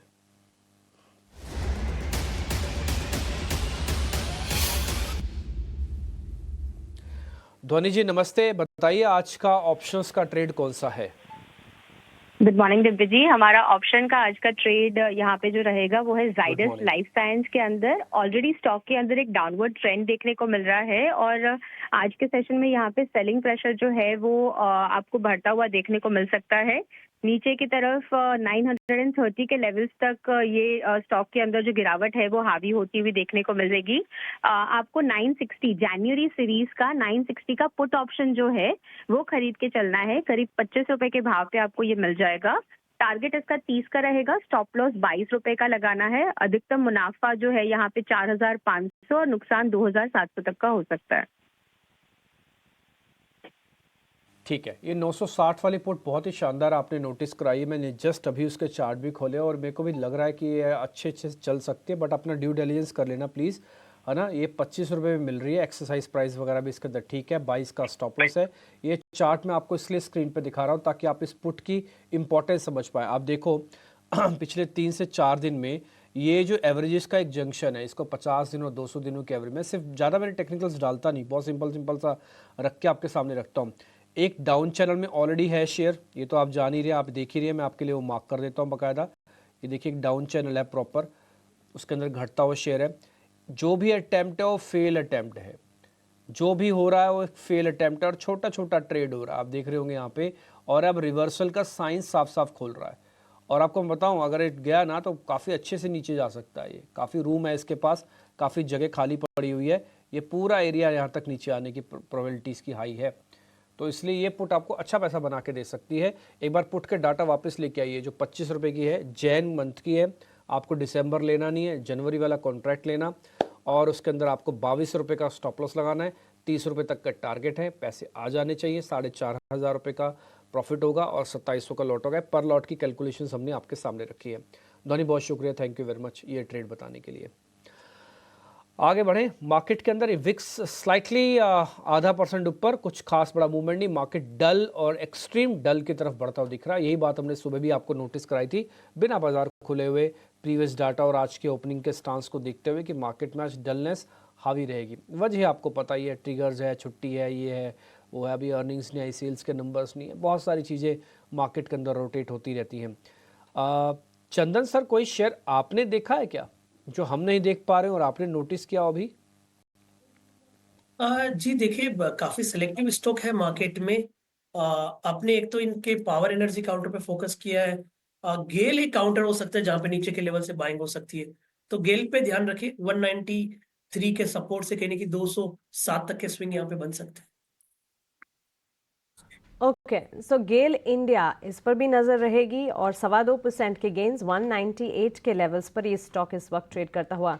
नरेश, मैं आपकी एनालिसिस पढ़ रही थी, BSE small cap versus Nifty 50 ratio, और इनफैक्ट आपने स्लीपिंग हैवी वेट्स का भी जिक्र किया और स्मॉल कैप में जिस तरह के मोमेंटम बिल्टअप हो रहा है उसका भी जिक्र किया। अगर हमारे व्यूअर्स के एडवांटेज के लिए आप समझा पाएं और किस तरह के सेंटिमेंट्स लार्जर प्लेयर्स में नजर आ रहे हैं वर्सेस स्मॉल कैप्स। सो अगर हम देखें जो करेक्शन हुआ 26,300 से, निफ्टी ने लो बनाया 23,200 और बाउंस बैक 24,800 900 तक ही जा पाया। बट इस दौरान अगर हमने देखा हो तो स्मॉल कैप इंडेक्स ने एक नया ऑल टाइम हाई बनाया था और लास्ट काफी महीनों से हम अगर नोटिस करें तो करेक्शन में स्मॉल कैप्स ज्यादा जोर से बाउंस बैक हो पा रहे हैं।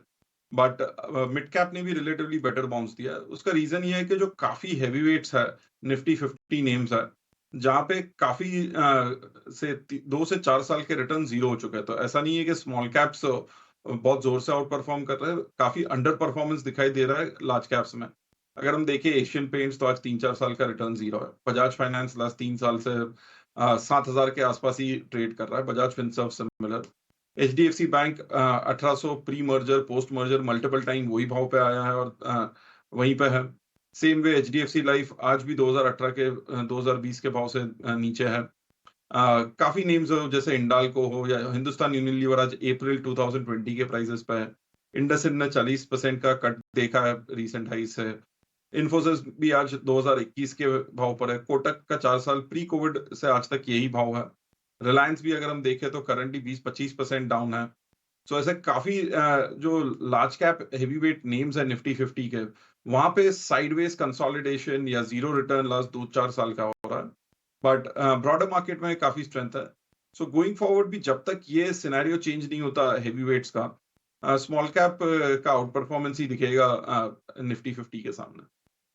Thanks for that outlook. In fact तो स्मॉल कैप में हम देख रहे हैं चुनिंदा प्लेयर्स, और ऑफकोर्स स्मॉल कैप में अगर आप निवेश का नजरिया भी बना रहे हैं तो रिसर्च ज़रूर प्रॉपर करनी होगी। लेकिन आउट परफॉर्मेंस हम देख रहे हैं, अच्छे खासे पेडिग्री वाले स्टॉक्स का चयन अगर आप करते हैं तो फिर स्मॉल कैप में भी कई सारे प्लेयर्स आपको मिल जाएंगे। और ध्यान इस बात पर होना चाहिए कि कौन सी वैसी कंपनियां स्मॉल कैप में हैं जो कि मिड कैप बनने का दमखम रखती हैं, और कौन सी ऐसी कंपनियां मिड कैप में हैं जो कि लार्ज कैप बनने का दमखम रखती है।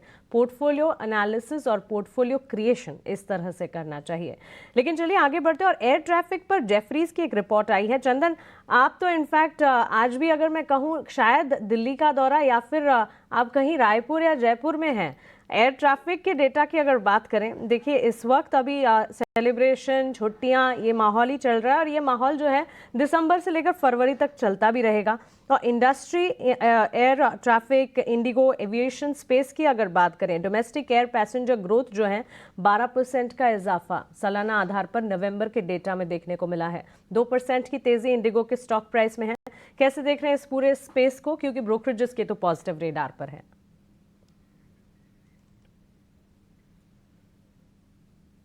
बिल्कुल मानसी जी, मेरे लिए सवाल है। जी जी बिल्कुल चंदन जी, आपके लिए। बिल्कुल, देखिए हर वीकेंड ट्रेवल रहता है और इस वीकेंड तो ज्यादा ही ट्रेवलिंग था, starting from Surat to Delhi, Delhi to Raipur and again Delhi and Mumbai. So air traffic चाहे सुबह 4 बजे पहुंचो या रात को 12 बजे, उतना ही रहता है। और ये क्लियरली स्टॉक्स में भी इंडिकेशन देखने को मिल रहा है। हर छोटे से डिक्लाइन पे खरीदारी के मौके यहाँ पे बनते हैं। इनफैक्ट इंडिगो हमारा एक प्रिफर्ड पिक रहेगा। इस साल में भी लगभग 50% ज्यादा की बढ़त बना चुका है। तो खरीदारी की सलाह रखें। पोजिशनल बेसिस पे कोई बात करता है तो 4250 के स्टॉप लॉस से 5000 के टारगेट बनते हैं। स्विंग ट्रेडिंग के लिए बात करते हो तो 4400 के सपोर्ट से कहीं ना कहीं 4650 तक के स्विंग यहाँ पे बनने चाहिए।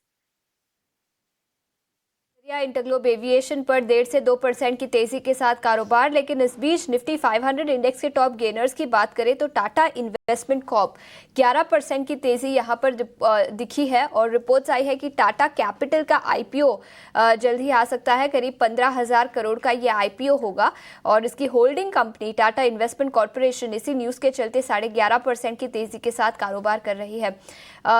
नुरेश, क्या राय होगी आपकी इस स्टॉक पर? सो अगर हम देखें तो टाटा कैपिटल आज सिंगल डे मूव है और आईपीओ आने पे जो स्पाइक आया तो ओवरऑल करंट भाव पे लेने से रिस्क रिवॉर्ड ग्रेट नहीं होगा। मेरा मानना यह है कि टाटा कैपिटल की लिस्टिंग के बाद भी इतना बड़ा इम्पैक्ट नहीं आना चाहिए टाटा इन्वेस्टमेंट पर। और स्टॉक काफी चला लास्ट 1-1.5 साल में। सो मेरा व्यू है कि स्टॉक में साइडवेज ही रहना चाहिए। 7300 7400 बड़ा रेजिस्टेंस होगा। बिल्कुल, तो ये कुछ इंपॉर्टेंट लेवल्स जहां पर आपको नजर रखनी चाहिए। टाटा कैपिटल के आईपीओ की रिपोर्ट्स के चलते टाटा इन्वेस्टमेंट कॉर्पोरेशन में करीब 12% की तेजी दिखी है। इस बीच कुछ ऑटो स्टॉक्स पर भी नजर डालेंगे। निफ्टी ऑटो इंडेक्स सबसे बड़ा सेक्टोरल गेनर और इसमें टाटा मोटर्स और हीरो मोटोकॉर्प दोनों स्टॉक्स पे 1 से 1.5% की तेजी है। चंदन, क्या राय होगी आपकी ऑटो इंडेक्स पर और कोई इंडिविजुअल स्टॉक्स जहां पर इन लेवल्स पर फ्रेश पोजिशंस लिए जा सके?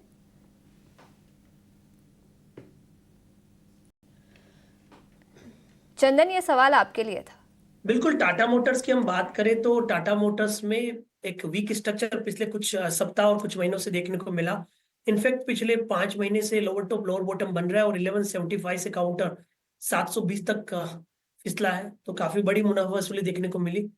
और ओवरऑल वीकली चार्ट सेटअप पे देखें तो नेगेटिव प्राइस पैटर्न है, भले आज पॉजिटिव मूव हुआ है बट जब तक काउंटर ऊपर में 750 777 नहीं निकलता है, ऊपर में टिक पाना टफ रहेगा। तो किसी को बाउंस प्ले करना है तो 717 के सपोर्ट से प्ले कर सकते हो, बट अगेन ध्यान रखें स्ट्रक्चर वीक है, 770 निकालना थोड़ा मुश्किल रहेगा। तो एज ऑफ नाउ 717 से 770 mix bias, sell on bounce और थोड़े से बाउंस, इस तरह के व्यू से काम करना चाहिए। सेल ऑन बाउंस का नजरिया टाटा मोटर्स पर, लेकिन अभी भी स्ट्रक्चर काफी वीक है, ये नजरिया चंदन से आता हुआ। निफ्टी मेटल इंडेक्स सबसे बड़ा सेक्टोरल लूजर है, लेकिन एक स्टॉक की बात करेंगे जो तेजी के साथ कारोबार कर रहा है और ये है हिंदुस्तान कॉपर। 3.5% की तेजी यहाँ पर दिखी है। निफ्टी मेटल इंडेक्स में गिरावट के बावजूद यहाँ पर अच्छी खासी तेजी आज दिखी है। नरेश, क्या राय होगी आपकी हिंदुस्तान कॉपर पर? काफी टाइम से स्टॉक साइडवेज हो चुका है और ओवरऑल ड्रिफ्ट ही रहा है।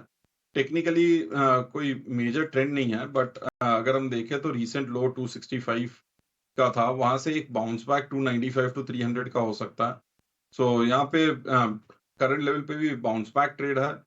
स्टॉप लॉस 270 रख सकते हैं और टारगेट अराउंड 295 300 का। क्या तो ये नजरिया हिंदुस्तान कॉपर का 295 तक के लेवल्स इस स्टॉक पर दिखाई दे सकते हैं। इस बीच फार्मा सेक्टर से ग्रैन्यूल्स इंडिया पर भी फोकस करेंगे। 3.5% की तेजी के साथ फार्मा इंडेक्स के टॉप गेनर्स में शामिल है। इसी के साथ इप्का लेबोरेटरीज और बायोकॉन, इन दोनों स्टॉक्स में भी आधे से 1.5% की तेजी है। चंदन, फार्मा सेक्टर से कोई स्टॉक जहां पर इन लेवल्स पर खरीदारी की जा सकती है और इन पर्टिकुलर ग्रैन्यूल्स पर भी अपना नजरिया दीजिए। देखिए निफ्टी फार्मा है वो कंपैरेटिवली थोड़ा सा होल्ड कर रहा है इस मार्केट डिक्लाइन में। फार्मा ही ऐसा सेक्टर है जो अपने आप को होल्ड किया हुआ है। जरूर 3 दिन से कंसोलिडेट हो रहा है बट मेजर ट्रेंड पॉजिटिव है। मैं सबसे पहले तो डॉक्टर रेड्डी पे सलाह देना चाहूंगा जहां पे हमें पॉजिटिव सेटअप लग रहा है। कल भले ही थोड़ा सा एक रेंज बाउंड मूव था बट मेजर ट्रेंड इंटेक्ट है और 1315 के सपोर्ट से यहाँ पे ऊपर में 1400 तक के टारगेट बनने चाहिए। इनफेक्ट आप इप्का लेब्स और ग्रैन्यूल्स की बात करें वहां पे भी सेटअप बन रहे हैं। इप्का में वॉल्यूम्स के साथ में 2-3 दिन पहले बाइंग हुआ था, तो यहाँ पे लगभग 1570 के सपोर्ट से खरीदारी के मौके बनने चाहिए 1640 तक के टारगेट के लिए। ग्रेनुअल्स और सिंजीन है, यहाँ पे भी पॉजिटिव मूवमेंट है। ग्रेनुअल्स अच्छा लग रहा है, एक स्ट्रॉन्ग कैंडल बना है और लगभग 15 वीक के कंसोलिडेशन के ब्रेकआउट के लिए तैयार है। 600 का जो मल्टीपल हर्डल था उसके ऊपर रुकने के लिए तैयार हो रहा है। तो 590 के सपोर्ट से 625 तक के टारगेट ग्रेनुअल्स में बनने चाहिए। तो most of the pharma counter ठीक लग रहा है। ऐसा लग रहा है कि थोड़ा सा डिफेंसिव बेट मार्केट में वर्क करेगा और ये सिलेक्टिव काउंटर में मोमेंटम बनेगी।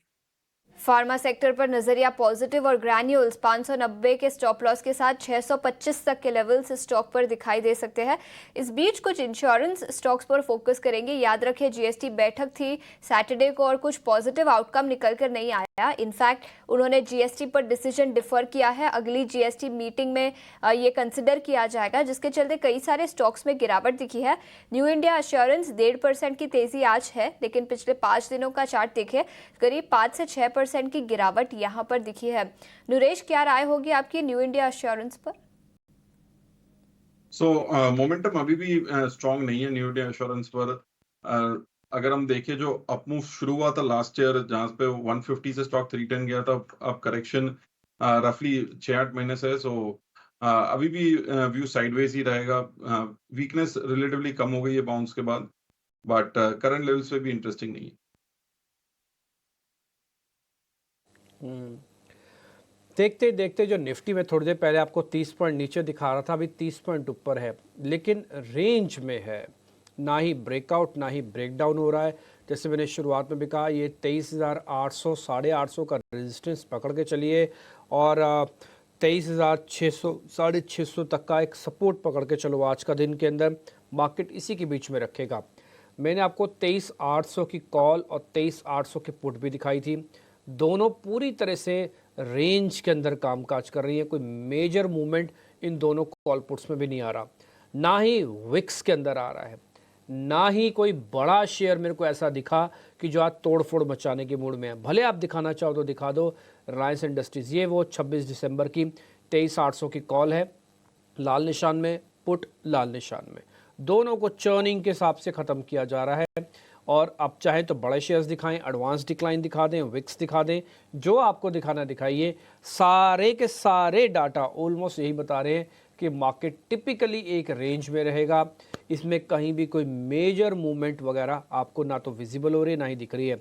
कोई बड़ी बात नहीं है, छोटी मोटी प्रॉफिट बुकिंग और आ जाए वो अलग हो सकता है, बट उसके भी अभी बहुत एग्रेसिव सिग्नल्स नहीं आ रहे हैं। आप देखो सब कुछ फ्लैट है।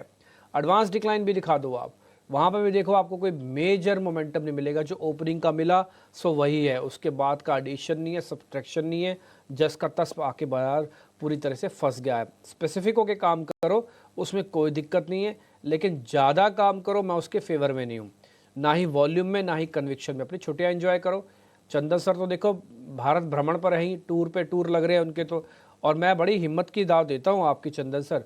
मतलब आप ऑफिस में भी एक्टिव रहते हो और उसके बाद आपको टूर भी लगते हैं, आप अपने घर में भी समय देते हो। और मेरे को एक बार पता भी है कि दिवाली के आसपास जब आप अपने होम टाउन में जाते हो वहाँ पे एक क्रिकेट की सीरीज़ भी खेल के आते हो। मेरे को थोड़ा थोड़ा पता लगा आपके बारे में सारी चीज़ें, तो बड़ी हिम्मत की बात है। हम सबसे इतना नहीं हो सकता, आप कर लेते हो, बड़ी हिम्मत है इसमें। खैर एनी हाउ, आज मार्केट में बड़ा ही सिलेक्टिव रहना, जैसे मैंने शुरुआत में कहा ना, काफ़ी डल सा लग रहा है मार्केट। मेरे को तो कहीं एग्रेशन है सच कुछ दिख नहीं रहा। नरेश भाई एक छोटी सी बात बताइए, प्रोबेबिलिटी कितनी हाई है कि हम 23,500 को भी तोड़ देंगे? इसकी प्रोबेबिलिटी कितनी हाई है 23,500 को तोड़ने की निफ्टी की? एज ऑफ नाउ अगर हम देखें तो काफी ग्लोबली डिपेंडेंट है, क्योंकि ओवरऑल अपना जो अगर निफ्टी देखे तो उसका करेक्शन हो चुका है काफी। सो एक कंसोलिडेशन फेज है, तो 23,500 24,000 यहाँ पे एक ऐसा मार्केट है जब आप कंसोलिडेशन में हो तो रिएक्टिव ट्रेड करना चाहिए rather than predictive. So as of now कोई प्रोबेबिलिटी लेकर नहीं चल रहा, बट बायस ये है कि ब्रॉडर मार्केट में इतना वीकनेस नहीं है, तो उसके लिए होप है कि 23,200 23,500 होल्ड करेगा।